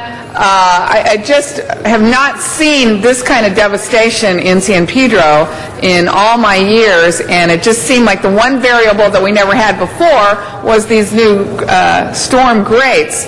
But what you're also telling me is we've never had the scenario of having that much water dumped so hard in so short of a time that our infrastructure just frankly couldn't handle it. Yes. Well, thank you for that report. Thank you for your crews working around the clock. City residents need to know that we are out there. We're in the streets. We're going to be there today, particularly monitoring, I think, some of these worst-hit intersections that we found out about yesterday. And what's the best number for people to call if they're experiencing some of this flooding? 311. 311. 311. Okay. By the way, just a word to 311 operators. You know, hopefully we're pulling in more people. I actually called 311 on Monday and was on hold for 10 minutes. And I finally hung up. And I was reporting the flooding on Sepulveda. So they didn't know it was me. But I hung up and called my chief of staff instead and told her to take care of it. But I think we need 311 operators we need to maybe call in some extra ones, have them there ready, to answer the calls that may be coming in today. We'll touch base with IT. Thank you. Thank you. Mr. LaBonge? Yeah, thank you, Enrique and Dale. Thank you very much. On the 311, just issue here, do we know when we go to are we on the attack alert on any level higher for your overtime? When you, in the mayor's orders, have they increased the hours that staff is working? That's not an issue for us right now. Right. The overtime availability. Is okay. The question I wanted to ask is because we should make sure that ITA, because ITA had to sacrifice some of their positions, and as Ms. Hahn will tell you, there's nobody better than the 311 operators when they answer the phone and connect. So maybe they're not getting that support. If we could ask Jerry Miller or a Bach to check into that, the 311 operators, so that we could do that. The other issue, too, real quickly, are our vacuum trucks sucking up the leaves and other debris that sometimes find their way to the drains? Yes. We call this, by the way, it's a proprietary design attributed to our beloved council member LaBonge. It's a LaBonge design, and that is some very simple change in which we install these screens flush with the curb. In the past, we would recess them about 4 or 5 inches, causing a place for accumulation of debris, which the street sweepers could not get to. Now, because they're flush, the brushes of the street sweepers can get to them. So, thanks to you. Thank you very much. It's nice to have a storm drain named after me. I appreciate that. As well as the bathroom up at the observatory, which was... Thank you, Mr. LaBonge. Thank you very much. Mr. Rosendahl. Thank you very much. Thank you. Yeah, thank you. And first of all, I want to thank Ms. Hahn and Mr. Koretz for putting this in front of us today. Obviously, timing is everything. Okay, I'm getting a lot of phone calls from constituents where obviously puddles are appearing and water issues have become real. And with this storm coming in a couple of hours, God knows what we're expecting on this one. What does a citizen do when they see this lake in front of their house? What should they be doing? Well, for one, do not drive through it. That's one important advice, because the depth of that lake, we don't quite ever know until you find out too late. Secondly, call 311 so that 311, okay. so that we are aware of it to see if it's important that we dispatch somebody right away to pump the water out, depending on the severity of the problem.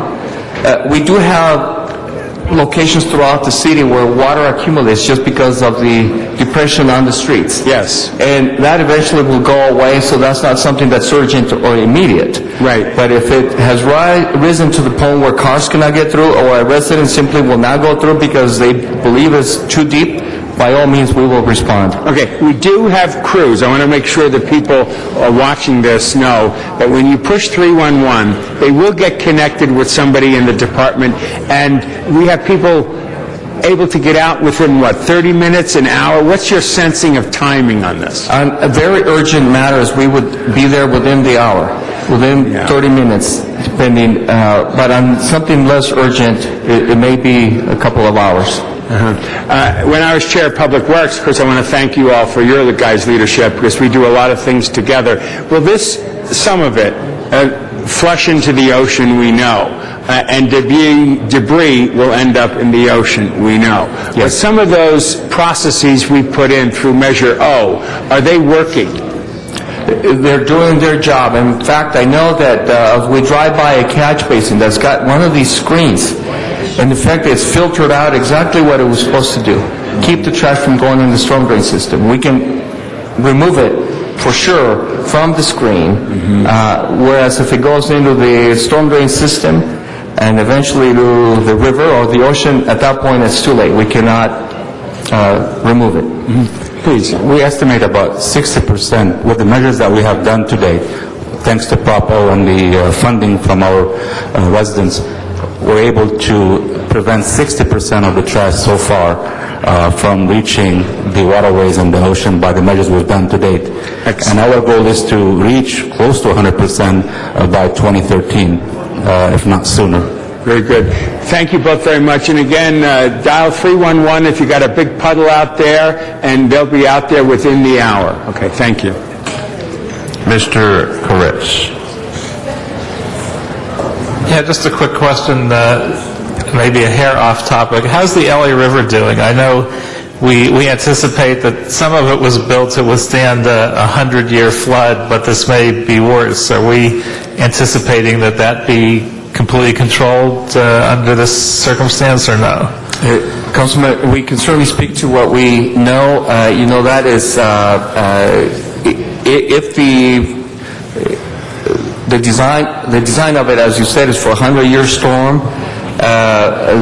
While we experienced that in the harbor, that has not been the case for the storm across the city.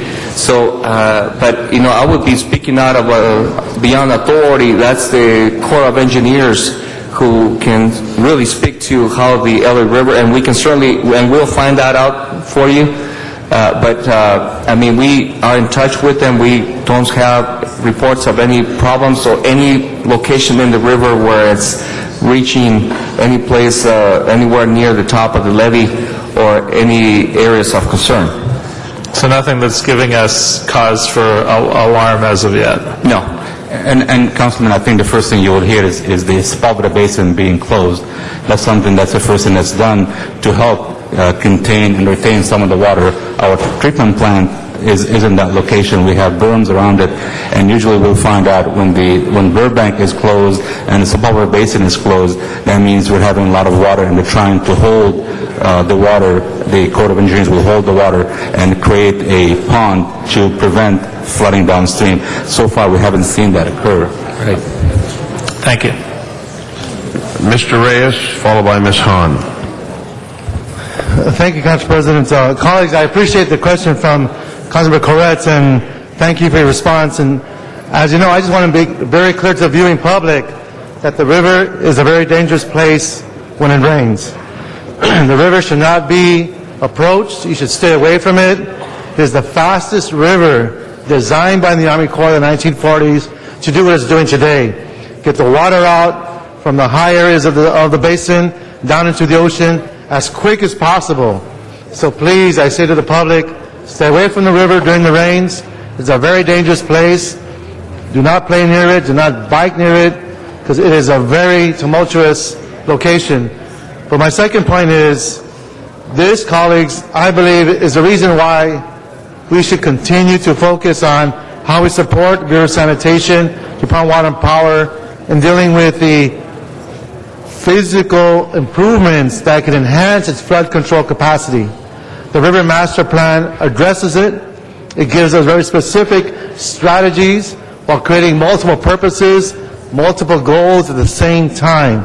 And it's my pitch to you to remind us that that is available to us. If we as a city could put more pressure in Washington, D.C., to the various federal departments to enhance funding. We have a $25 million WRDA bill that's been allocated to the river. We just need to access that money. Working with the Congress members, we can send that message loud and clear and get that money to the city and create jobs and enhance the flood control capacity based on our investment in the past 7 years on this river corridor. So I want to thank you for this opportunity, but again, please stay away from the river. It's very dangerous. Thank you. Ms. Hahn, to close. Again, thank you very much for coming out here and telling us what you've done. One of the things, I know we're in emergency mode right now, which again, the more I was sitting there thinking about 311 calls, I mean, we've got people without electricity that are probably calling 311. You've got people probably reporting flooding. So we got to make sure that our we bring in as many 311 operators as we can. But before I touch on that, I also want to say, in terms of cleanup, because I know my district looks like it could have had a tornado touchdown yesterday. I know it didn't physically, but it looks like that it really was hit by a tornado. What are we doing in terms of cleanup? What do businesses and residents, what can they expect that we will do in terms of cleanup? And I was thinking about these streets, and Ed, you make a really good point about people staying away from the LA River, but I think you also mentioned we need to reiterate, if you see an intersection that is flooded, it's probably not a good idea to drive through it. Right. You need to probably begin to plan your route this afternoon, or this right now, because again, another storm is planning to hit. Do we have DOT? Are our officers out there trying to assist people? What's all of our departments working together to get us through this flood? Let me speak to the cleanup. Okay. Council Member Hahn, we are coordinating with street services. We are leveraging all of our resources, both on solid waste collection, which, you know, we have quite a bit of capability there, along with our stormwater folks, in doing debris and mud cleanup and other kind of debris. Street services has been running sweepers in specific areas since yesterday, definitely in the harbor and in other locations. But with regards to traffic control and what have you, I know the fire department's been out, police department's been out. They have been coordinating with DOT. Okay, very good. And I know we have Mark Wolf here from ITA. We're all very concerned. I don't know if you heard me say I was on hold for almost 10 minutes on Monday. I know it was a city holiday, but still, I realize they're probably going to get a lot more calls today. Do we have the resources? Are we calling in extra people? What's going on in 311? Good morning, Council Give me the members. 411 on 311. Mark Wolf with ITA. Councilwoman Hahn, yes, we have received a spike in calls for the 311 center, and we have increased our staffing levels to be able to support the calls. So we're just actually real-time here trying to get some stats for you on what the volumes have been like and what the wait time, because we do track that. Right. Do you have those right now, or you don't have that right now? We don't have it. Over the weekend through Sunday, the average wait time was 23 seconds, and it went as high as 2 minutes. Right. So I was an anomaly. Yeah. But that was Monday. That was Monday. That was correct. Monday when the second storm really hit. Exactly. Okay. Okay. Thank you very much. Very well. We have 3 public speakers on this one. Okay. The members are Zuma Dog. Is he here in chambers? There he is. Why would I not be in chambers of an important matter of public safety? First of all, regarding 311, it's a great service and I love it. It's very efficient and you can get right through. if you call at 2 in the morning. But when you call during the office hours, you're going to be put on hold for it could be up to 30 minutes. I'm not kidding. I call it all the time. So I think the last thing you want to do is have 311 be 911. Now, secondly, this becomes, the 311's a private company. It's going to take a nonprofit. It's not the city running it. It's going to take a lot of money to get that 311 going. Now let's talk, when I hear about this flood and emergency, it just reminds me of the real emergency crisis, the budget. And what a perfect reason to demonstrate how the city, through its irresponsibility and lack of fiscal prudency, now does not have the money to operate to cover itself under these important emergency situations. Because I'm here to say, for those of you that don't study the words of the CAO, Miguel Santana, I'm here to say that the emergency fund has been tapped. We have a reserved fund, and it's tapped to plug the budget hole through a lack of council leadership. And I especially like to mention Greg Smith when I mention this, because he's Mr. Perfect, and the city never did anything wrong, and everything's on track, and now Zuma Dog, you're wrong, except here I stand, the B word is being used all through City Hall. Bankruptcy, bankruptcy, bankruptcy, bankruptcy. We're going to have to sell the convention center, we're going to have to sell parking, we're going to have to sell LAX, we're going to have to sell property, we're going to have to sell out the whole city, because we got a city council that operates like a bunch of crack addicts, Bernie Madoff style. So you got corruption and shadiness and fraudulentness. Now, when we have emergencies like fire and flood, we don't have the money to handle it. I think the city council should jump on the sword in disgrace. You should be ashamed of yourselves. And now it's a public safety nightmare. Matt Dowd.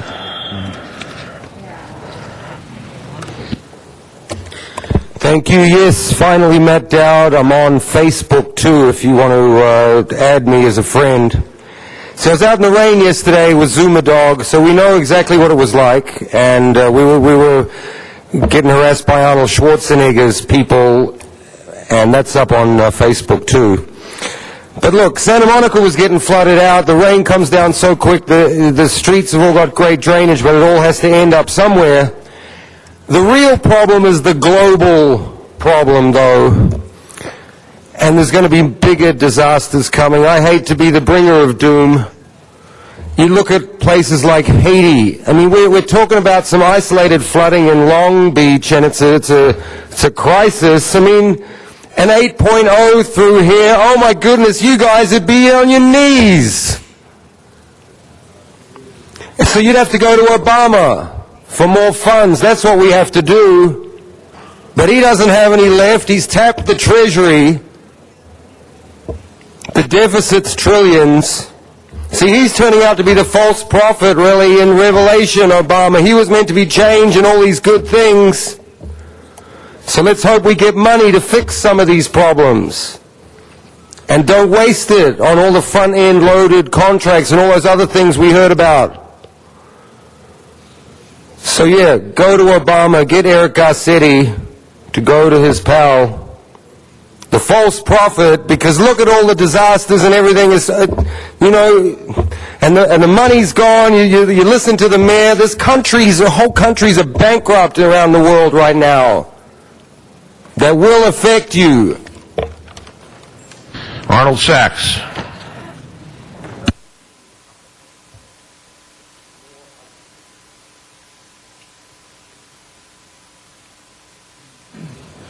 Thank you. Good morning. Arnold Sachs. One of the interesting things that was brought out regarding the discussion on the marijuana dispensaries is that the city has all these topographical maps of areas that show distances, locations, and physical buildings and everything. So I was wondering, is there a system, that would show low-lying areas throughout the city, that the city can be prepared? The councilwoman mentioned that she was trying to call on Monday regarding flooding on Sepulveda Boulevard. The flooding that you saw in the pictures occurred yesterday, on Wednesday. And the heaviest storm is tomorrow, on Thursday. So, from Monday to Wednesday, what steps were taken? You have the Sepulveda Basin situation, where roads are closed with gates to eliminate traffic going through the area because it's a low-lying area. So based on the fact that the city would have topographical maps, why isn't systems in place to monitor these topographical maps? The county has a reverse 9/11 system where they can call people in case of a disaster. Does the city have something like that? And I echo Zuma Dog. 311, just like the county system at 211, is a private company. Is the city have the money to afford the extra payroll? If this is one system, this is a forthcoming El Nino system that the meteorologists are forecasting for this winter rain system. They expect a lot of rain in the city, in California. Is the city going to be prepared? And again, fire departments without sandbags, it's unheard of. That matter is now complete for public comment, and there's no action on this, just information only. So we receive information. We thank you, gentlemen, for your information. Appreciate it. There's been a request by Mr. Cardenas on number 18. Mr. Cardenas, number 18, followed by a request for number 25. So let's take number 18. Thank you very much, members. I mean, you've seen me speak on this floor about gang issues. Just last week, the city was fortunate to move forward with a tremendous grant of $7.5 million to put 180 locations, fulfill them with computers to help attack this issue of digital divide. Those are all important issues, but one of the fortunate things that we all have as elected officials is we get to advance issues that we care about and advance issues that we feel that need to be advanced. And this particular issue, colleagues, has to do with breastfeeding and having a lactation room in the workplace. There is state law that actually provides for that requirement, but at the same time, there's no federal law that actually addresses this issue. So fortunately, we have the opportunity and responsibility as local government to address these issues. Let me give you some facts, colleagues. Fact of the matter is that one of the surveys as of late by the State Department of Labor says that 56% of women with children under the age of 3 are employed outside of the home. In addition to that, only 1/4 of the employers are reported having a lactation program or a designated area. And what makes it even worse is when it comes to government workplaces, only 11% of the facilities in government workplaces in the state of California actually have a lactation program or a designated area. So what I'm hoping to do with this motion, colleagues, is to make sure that we end this practice of requiring women who come to work and are breastfeeding to have to sit in a bathroom. Or the fact of the matter is they're doing it on a toilet. That is unfortunately, the default place that women have to go to when the workplace doesn't have a lactation room. It's really unfortunate. And what's really sad is that when you get right down to it, I think it's another example of, unfortunately, it's a man's world. If men had to breastfeed, I think that at least 60, 70, 80% of the workplaces would have lactation rooms. But unfortunately, men aren't the ones that have to breastfeed, so we as policymakers should be astute enough to realize that this is an issue that whether or not we have to breastfeed or not, we need to address this. And it needs to be addressed on behalf of our workers and behalf of the community of Los Angeles. So what this motion is requesting and asking the city of Los Angeles is to immediately come back with a report in the next 30 days to figure out how we can start this process within city facilities that have 250 workers or more to have a lactation room readily available to the women who work in our workforce. And then I'm sure once we do that and we figure out how to do that well, we're going to move it to more facilities so that hopefully someday and soon, all of our facilities where women come to work and men come to work, there's a lactation room. And this is an issue that doesn't just face women, this faces families. For example, here's a brochure that happens to be in Spanish, and it's a beautiful picture of a family with a little baby. If this woman has to go to work, chances are in a government place in California, she has about a 90% chance that she doesn't have access to a lactation room. We need to end that bad practice here in the city of Los Angeles, and hopefully other cities will follow suit. And in addition to that, when you look at some of these pictures, another beautiful baby, and then this baby here getting breastfed, and another family with their baby. This is a family issue, ladies and gentlemen. This is a morale issue, ladies and gentlemen. This is a responsibility issue. And in addition to that, as I showed you, this brochure is in Spanish. This transcends every community. It's not just the working community, it's about working families.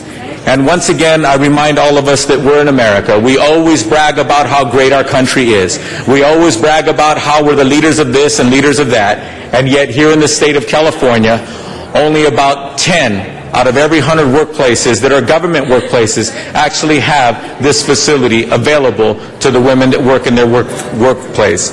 So hopefully, members, you'll be able to support me on this motion. And in addition to that, part of this motion is to make sure that we get that report back immediately and we start implementing this. And on top of that, during these tough times, it's incumbent upon us as government to make sure that we are flexible and that we afford ourselves the opportunity to do things like this. One of the things in the motion actually asks, can we find sponsors for these lactation rooms? This is a multi-billion-dollar industry when it comes to caring for children. I think it will be very easy if we open up ourselves to the opportunity. It will be very easy for us to put these rooms forward, make sure that we minimize the impact to the taxpayer, but we maximize the benefit to the workers and the families whose mothers come to work and have to breastfeed their children. It shouldn't be something that they reluctantly do. It should be something that they do comfortably and appropriately in the workplace. So thank you very much, and I ask for your aye vote. Mr. Rosendahl, and then I have two public speakers on this matter. Thank you very much, Mr. President. And Mr. Cardenas, you're right on the mark. I mean, it's a no-brainer. But I'd like to ask a couple of questions, if I could, of Mr. Cardenas on this. Mr. Cardenas, Mr. Rosendahl. Yeah, the motion you put in, does it just talk about a location for this, or would a woman have the opportunity to breastfeed, say, at her desk or in another? Yeah, the law provides that they can breastfeed at their desk, but the law also provides, a state law says that we should provide a place where they can go. If they have that comfortability and security at their workplace, at their work chair, they can do that there. There's nothing that precludes them.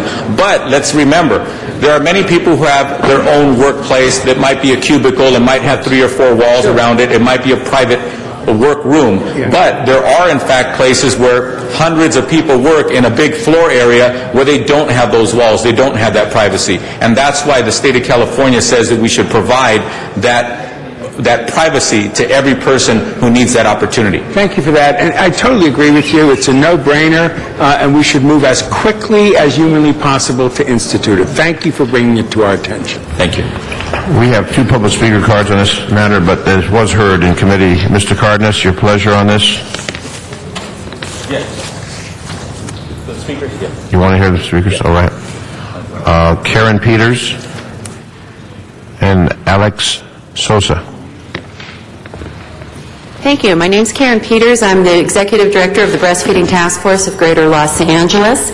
I represent breastfeeding advocates throughout the county. I want to thank Councilman Cardenas for bringing this motion forward. We're very happy to have worked together already on this and would like to help with implementation. The Breastfeeding Task Force is dedicated to improving the health and well-being of infants and their families by promoting, supporting, and protecting breastfeeding in LA County.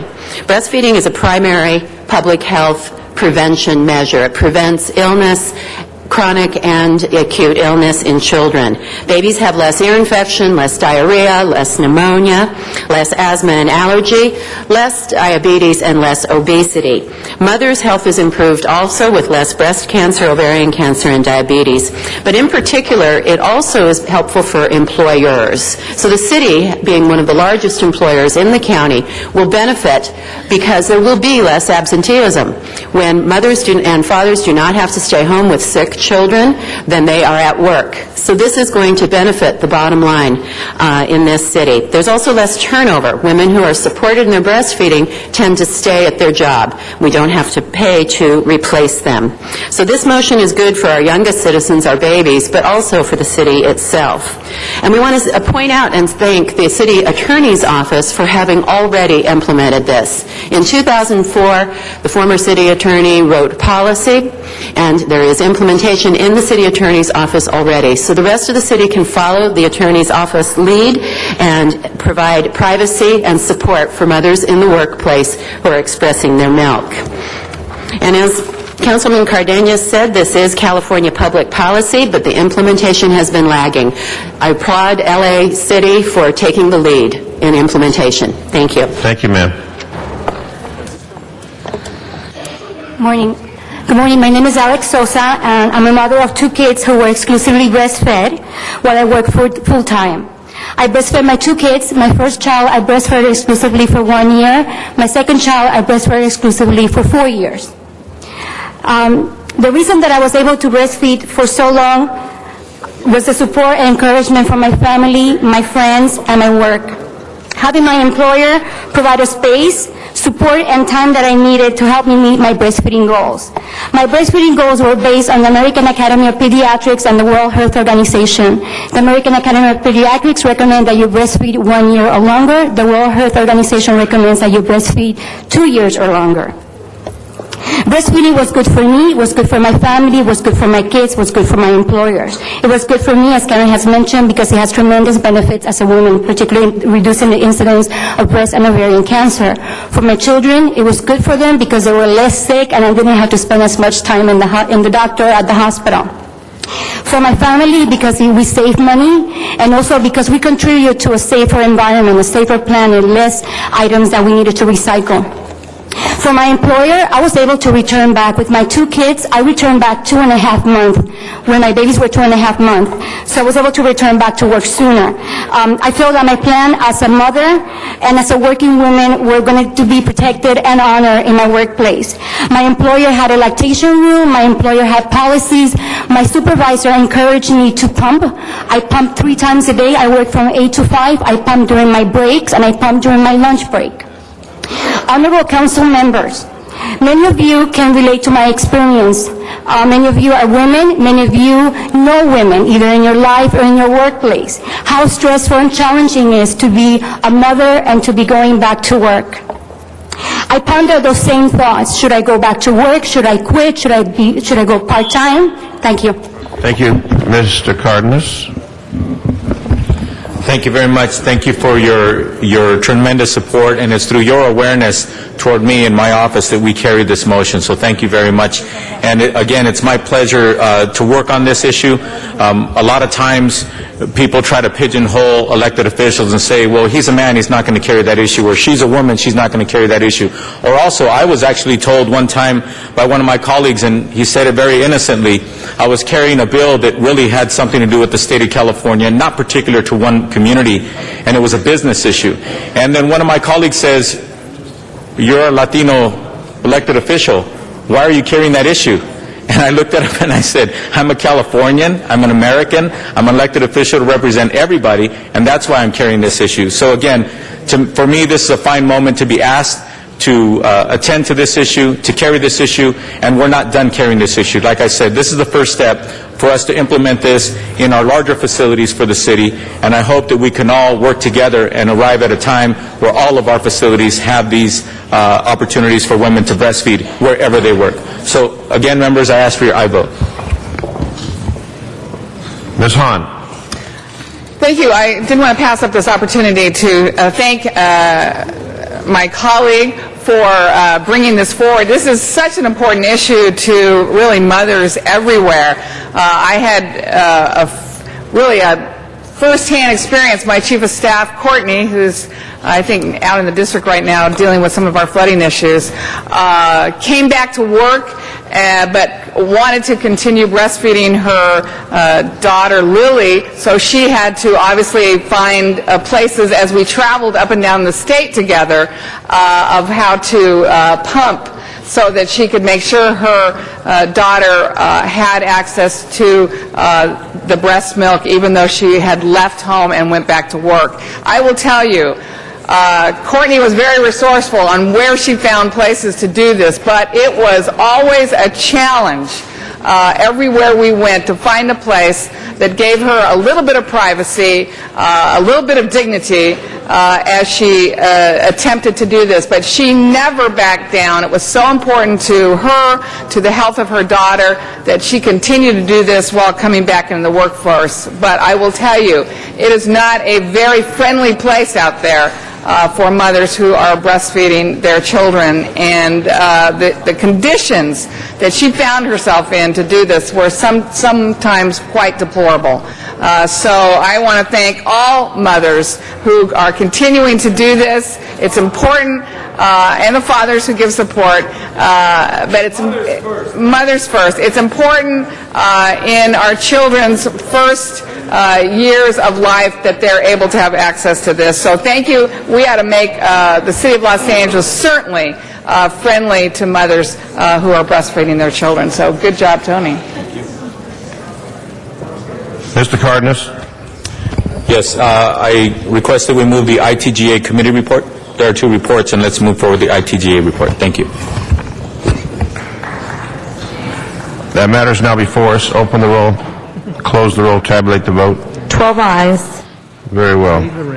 Let's go to number 25. And that was called special for cards, Mr. President. Number 25, Mr. Cardenas, we have cards on that matter. Yes. Let's go to the cards first. Arnold Sachs.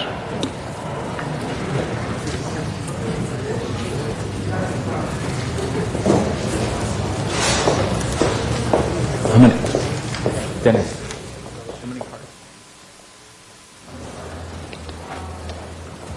Yes, thank you. I wanted to point out you have $3 million net economic development administrative grant for public infrastructure improvements within Council District 6 in the Earthquake Disaster Assistance Project.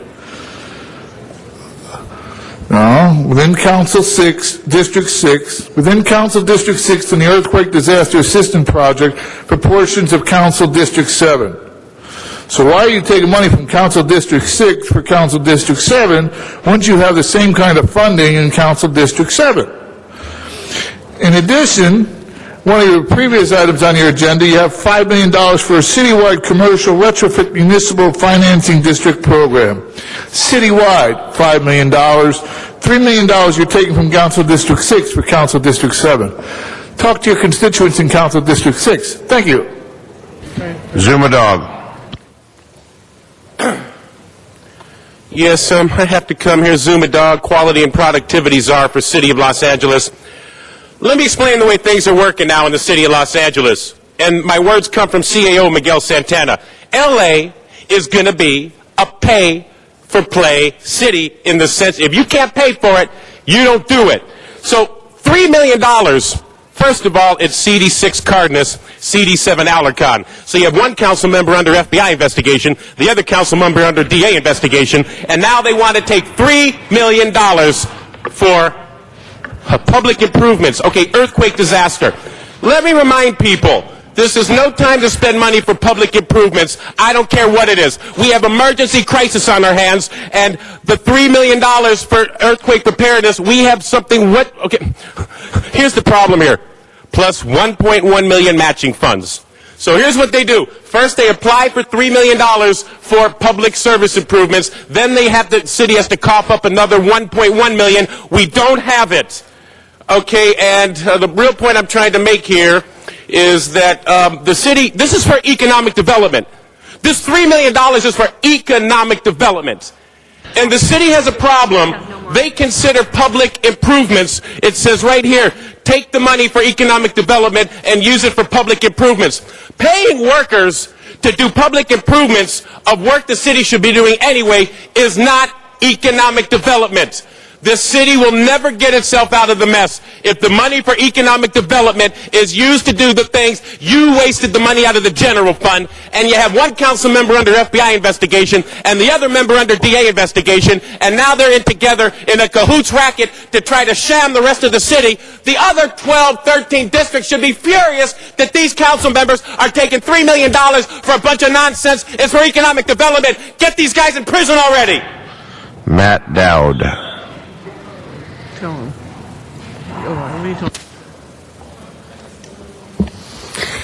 Yes, and reset the clock because I didn't start talking yet.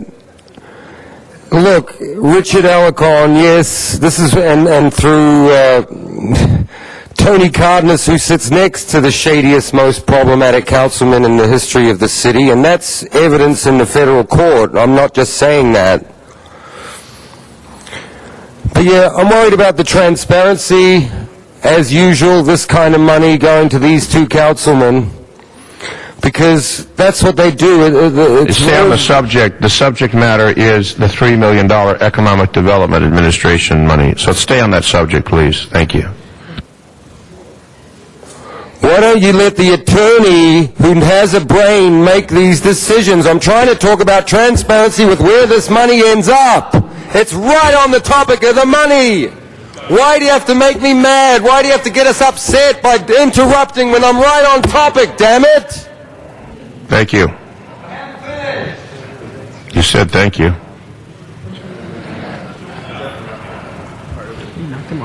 When the council has finally had enough of trying to interrupt and interject and the floor, I've got the floor here. Now let the attorney decide. He's already getting his ass handed to him. I don't know if I don't even know how you're allowed to say stuff like that anymore. Get the clock going again, because I don't even know where my time's at. Oh, I still got 2 minutes. Perfect. So look, Alarcon and Cardenas are taking $3 million. And we're worried about where the money goes to without this total transparency from these guys. He's done. Okay, thank you. That matter is now before us for a vote. Open the roll, close the roll. Oh, wait. Did you want to speak, Mr. Cardenas? You didn't push your button. I'm sorry. Well, go ahead. Before we take the vote, Mr. Cardenas. Thank you very much. Before the public gets too confused, basically this is EDA money, it's federal money, and one of the things that I wanted to point out, colleagues, is obviously there's less money in all the coffers at the federal level, state level, city level, county level, etc. But it's not like there's no money. It's not like there's zero money. One of the things that I had been asking Assemblyman Felipe Fuentes, who represents the area and the constituents that I represent, he represents them on the state level, I represent them on the city level. I challenged him to help me figure out where there's some state money. And we got a call the day before the break, the holiday break, that there was $3 million in EDA money that we could possibly access. And as a result of that one phone call, my staff worked very hard, even though the break was coming, and I want to congratulate the CRA that they worked very closely with our staff, and they only had about 5 days or so to put together this application from scratch. Fortunately or unfortunately, in the Northeast Valley, we have way too many economic development situations that we need to address. That's the unfortunate part. Fortunately, we were able to identify one of the corridors, and this money is going to be able to help in emergency situations, as Ms. Hahn talked about earlier. We're going to be able to improve some of the streets and roads with this economic development money that will help improve the economic scene for businesses and for the community, yet at the same time, it will literally help the movement, especially in times of emergency, for us to get our emergency services to where they need to go. In addition to that, it's important for us to remember that as voters, we need to continue to elect people who represent a community that they're very well aware of. And I'm not talking about myself. I'm talking about Felipe Fuentes, our assemblyman. He was born and raised in the Northeast San Fernando Valley. He was looking out for us. He actually called us about some federal money that he had heard about and said, but it's you, the city of Los Angeles, that needs to apply for this money. Luckily for me, we were communicating with them. Luckily for us, he was listening to our communication, and as a result of that, in about 5 days' worth of hard work from city workers, including my staff, we were able to put an application together, and we've been told that the application looks very strong and very good. So the bottom line is, it's important for us to understand that that synergy, that responsibility lies within all of us. We can't give up, ladies and gentlemen. We can't give up on the fact that we have all these needs.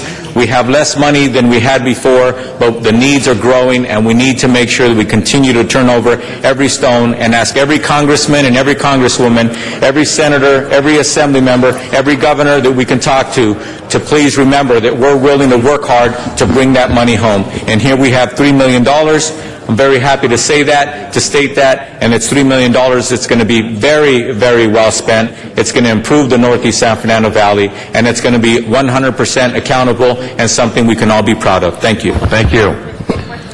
And Mr. Alarcon. Yeah, I just want to mention that sometimes you can be confused by the labeling of the Community Redevelopment Agency. This is not community redevelopment money. It is EDA money that was applied for through community redevelopment. It also says Council District 7, but that's the name of the community redevelopment area.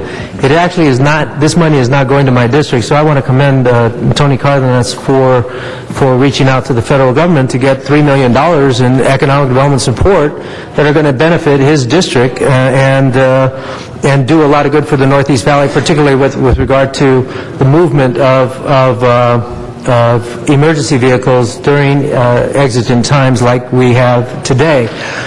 This is not uncommon. Economic development grants, probably every district in the city has applied for grants such as these, and I know that we have done very similar things in the very recent past to upgrade our sidewalks and curbs and gutters in a community that doesn't have a lot of sidewalks, curbs, and gutters in places that they need them. So I want to commend Assemblymember Fuentes for reaching out to Councilman Cardenas, finding this pot of money and making use of it. If anything, this is exactly the kind of project that we need to do to stimulate our economy. Public works projects create jobs and help circulate the dollars in our economy several times. So congratulations, and I'm happy to support. Mr. Cardenas. Also, I would be remiss if I didn't once again talk about the extraordinary work that was done by the CRA staff in the San Fernando Valley, and also my staff. Macaria from my office was scheduled to go on vacation the subsequent day after getting this phone call. She did not do that. She stayed here working. She got on the phone. She called other people who were, in fact, off of work. They came into work to get this application done. Once again, that's the kind of energy and effort that we don't hear of very often, but happens all around this city. So once again, I'd like to commend all of the workers in the city of Los Angeles who worked on this process. This opportunity was put forth before us, and it took an extraordinary commitment and energy and effort for people to actually get the work done. Again, people forwent their scheduled vacation days. They went ahead and came back from vacation to work on this because key individuals needed to weigh in on this, and a lot of information was put together in just a few days. So I want to thank all of the workers for doing that, especially Macaria with my office. In addition to that, I ask for your aye vote, colleagues, to move the CLA report and also move this forthwith. Thank you. On that matter, open the roll, close the roll, tabulate the vote. 11 ayes. Next item. Next item, please. And, Mr. President, I believe that there was a request for that to go forthwith as well. Forthwith. Next item is item number 20, and that was called special for cards. 1 minute left. Zuma Dog is out of time. That matter is now before us. Open the roll, close the roll, tabulate the vote. 11 ayes. Next item, please. Next item is item 24, and that was also called special for cards. Zuma Dog, out of time. Matt Dowd. 1 minute, Matt Dowd. You're out of time. Matt Dowd. 1 minute. Don't worry about it. Yes. Salary adjustment. So that special item, I guess that's counted as the time, right? Anyway, yeah, I don't understand here how, the city of Los Angeles really let the genie out of the bottle, so to speak, already with us. So I'm going to love watching you try to put that one back in the bottle. This is going to be a lot of fun, trust me. Thank you. Bye.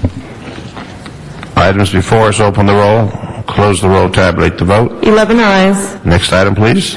Item number 26, called special for cards. Zuma Dog out of time. Matt Dowd. Matt Dowd's out of time. That matter is before us. Open the roll, close the roll, tabulate the vote. 11 ayes. Next item, please. Item 27, called special for cards. Arnold Sachs. 1 minute, Arnold Sachs.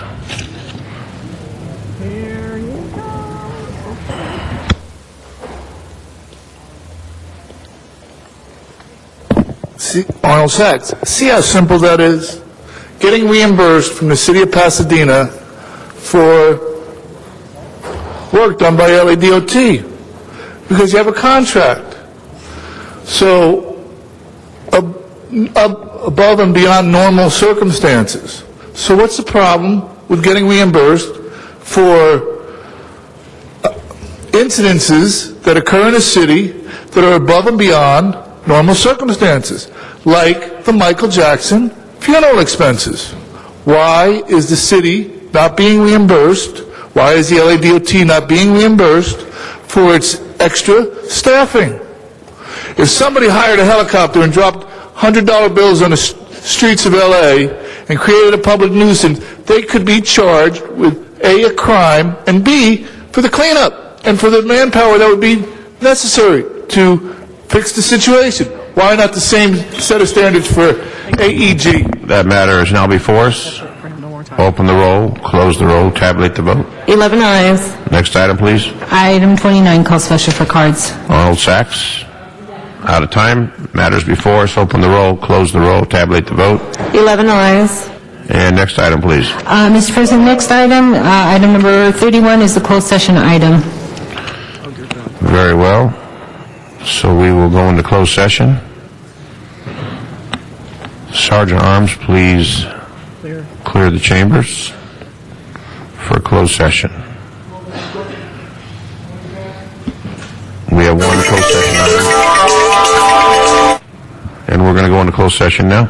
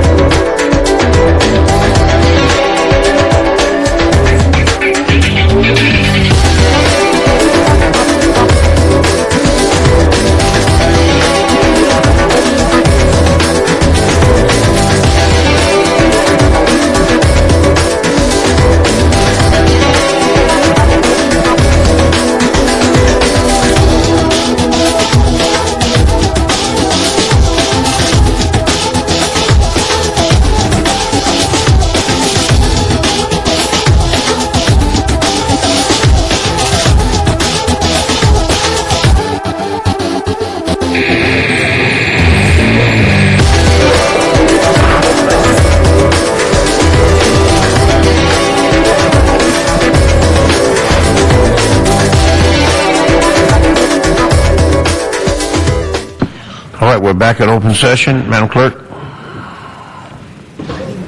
The item before council is item number 31, and that is settlement in the case of Navneet Nayampur versus the City of LA, and the settlement amount is $575,000. On that matter, open the roll. Close the roll, tabulate the vote. 10 ayes. Next item, please. Council has motions for posting and referral. Posted and referred. There are excuses on the desk. Council member Zine requests to be excused Tuesday, February 2nd, to leave at 11:15 for city business that meets council policy. Are you excused? Councilmember Rizal requests to be excused from today's meeting and Friday's meeting, January 26th, 27th, and 29th, and February 2nd, 3rd, and 5th. Those all meet council policy, and those are for personal. Excused. And Councilmember Reyes requests to be excused Wednesday, March 10th, for city business that meets council policy. He's excused. And that clears the desk. Announcements, colleagues? Ms. Hahn? Yes, I just wanted to tell everybody, rain or shine, this afternoon, we will be welcoming the USS Los Angeles, the nuclear submarine, coming to the Port of Los Angeles, supposed to arrive at 4 p.m., where we will be greeting the crew, who among the crew riding on that submarine up from San Diego is our very own President Eric Garcetti, who's riding the submarine today. And we will be decommissioning the submarine, so anybody that is interested, that's going to be a big ceremony on Saturday. This nuclear sub was commissioned in 1976, and we will be decommissioning the USS Los Angeles, so it's coming back to its namesake city for the decommissioning, and if anybody would like to come, that's at, I believe, 11 a.m. Saturday morning down in the harbor area. You're all invited to attend. Any other announcements? 6, Birth 40. Berth 46 for the homecoming of the Los Angeles. Los Angeles happens to be a very special submarine because it was the first in its class of attack submarines, and every submarine in that class since then has been the Los Angeles class submarine. So there's about, I think there were about 50 of them that were Los Angeles class submarines. So it was a very important submarine for the U.S. Navy and Los Angeles. Any other? USS Los Angeles, when working for then Mayor Reardon, I greeted it on behalf of the city, and I had a big seal, a big city seal to put on the ship, the nuclear sub. A week ago, before that, I greeted the Air Force and wanted to give them a city seal for the city of Los Angeles, the Spirit of Los Angeles plane C-17. Air Force said they couldn't do it. The next week when I was with the Navy, the commander, Rubenstein, who was the commander of the USS Los Angeles at the time, accepted the seal and put it on. I told him the story about the Air Force, and he said, well, that's the Air Force. All I know is I'll put it on, but I bet you it's going to fall off between here and Catalina. Great story. I think it's interesting, when this USS Los Angeles was commissioned in 1976, the speakers at the event included our own Mayor of Los Angeles, Tom Bradley, and County Supervisor Kenneth Hahn. So he commissioned it, I decommissioned it. Mr. Rosendahl, adjourning. Any other announcements? Adjourning motions. Please stand for adjourning motions. Adjourning motions. Mr. Rosendahl, adjourning motion. Thank you, Mr. President. U.S. District Court Judge Florence Marie Cooper, a resident of Westchester, was a native of Vancouver, British Columbia. She moved to San Francisco while her father worked for the Canadian Pacific Railroad. Florence rose from a legal secretary to judgeships in state and federal courts, where she established a reputation for brilliance and fairness. When her husband was transferred to Los Angeles, she began taking night classes at the Beverly Law School and then Whittier School of Law, while working as a legal secretary and during the day and raising 2 children. She graduated at the top of her class in 1975 and moved through a succession of positions in the Los Angeles judicial system before becoming a Superior Court judge. Florence personified the best qualities one could hope for in a federal judge: intelligence, analytical reasoning, and endless patience, combined with fairness, the unwavering ability to recognize and correct injustices to the individual, and a passion for justice. As a federal judge, Florence made headlines dismissing a case against accused Chinese spy Katrina Leung on grounds of governmental misconduct. She also presided over a 2-decade copyright battle involving the cartoon character Winnie the Pooh, as well as a wrongful death suit brought against the city of Los Angeles by the family of rapper Christian Notorious Big, B.I.G. Wallace. Florence served on numerous court committees and had an extensive background teaching law. In 1999, President Bill Clinton appointed her to a lifetime position on the federal bench. She had planned to retire in March to care for her husband, who was ill. Florence passed away Friday at Santa Monica Hospital, where she was being treated for lymphoma. She was 69. Cooper is survived by her husband, Les Perkins, daughters Karen Albert, Angela Sample, and son, Joe Andres, all of Los Angeles, along with her sister, Maureen Kelly Schultz of Santa Rosa, and grandchildren. Services are pending. May she rest in peace. All council members on that? Thank you. No other adjourning motions? Madam Clerk, please call the roll. This concludes our meeting of the City Council. We will return on Friday,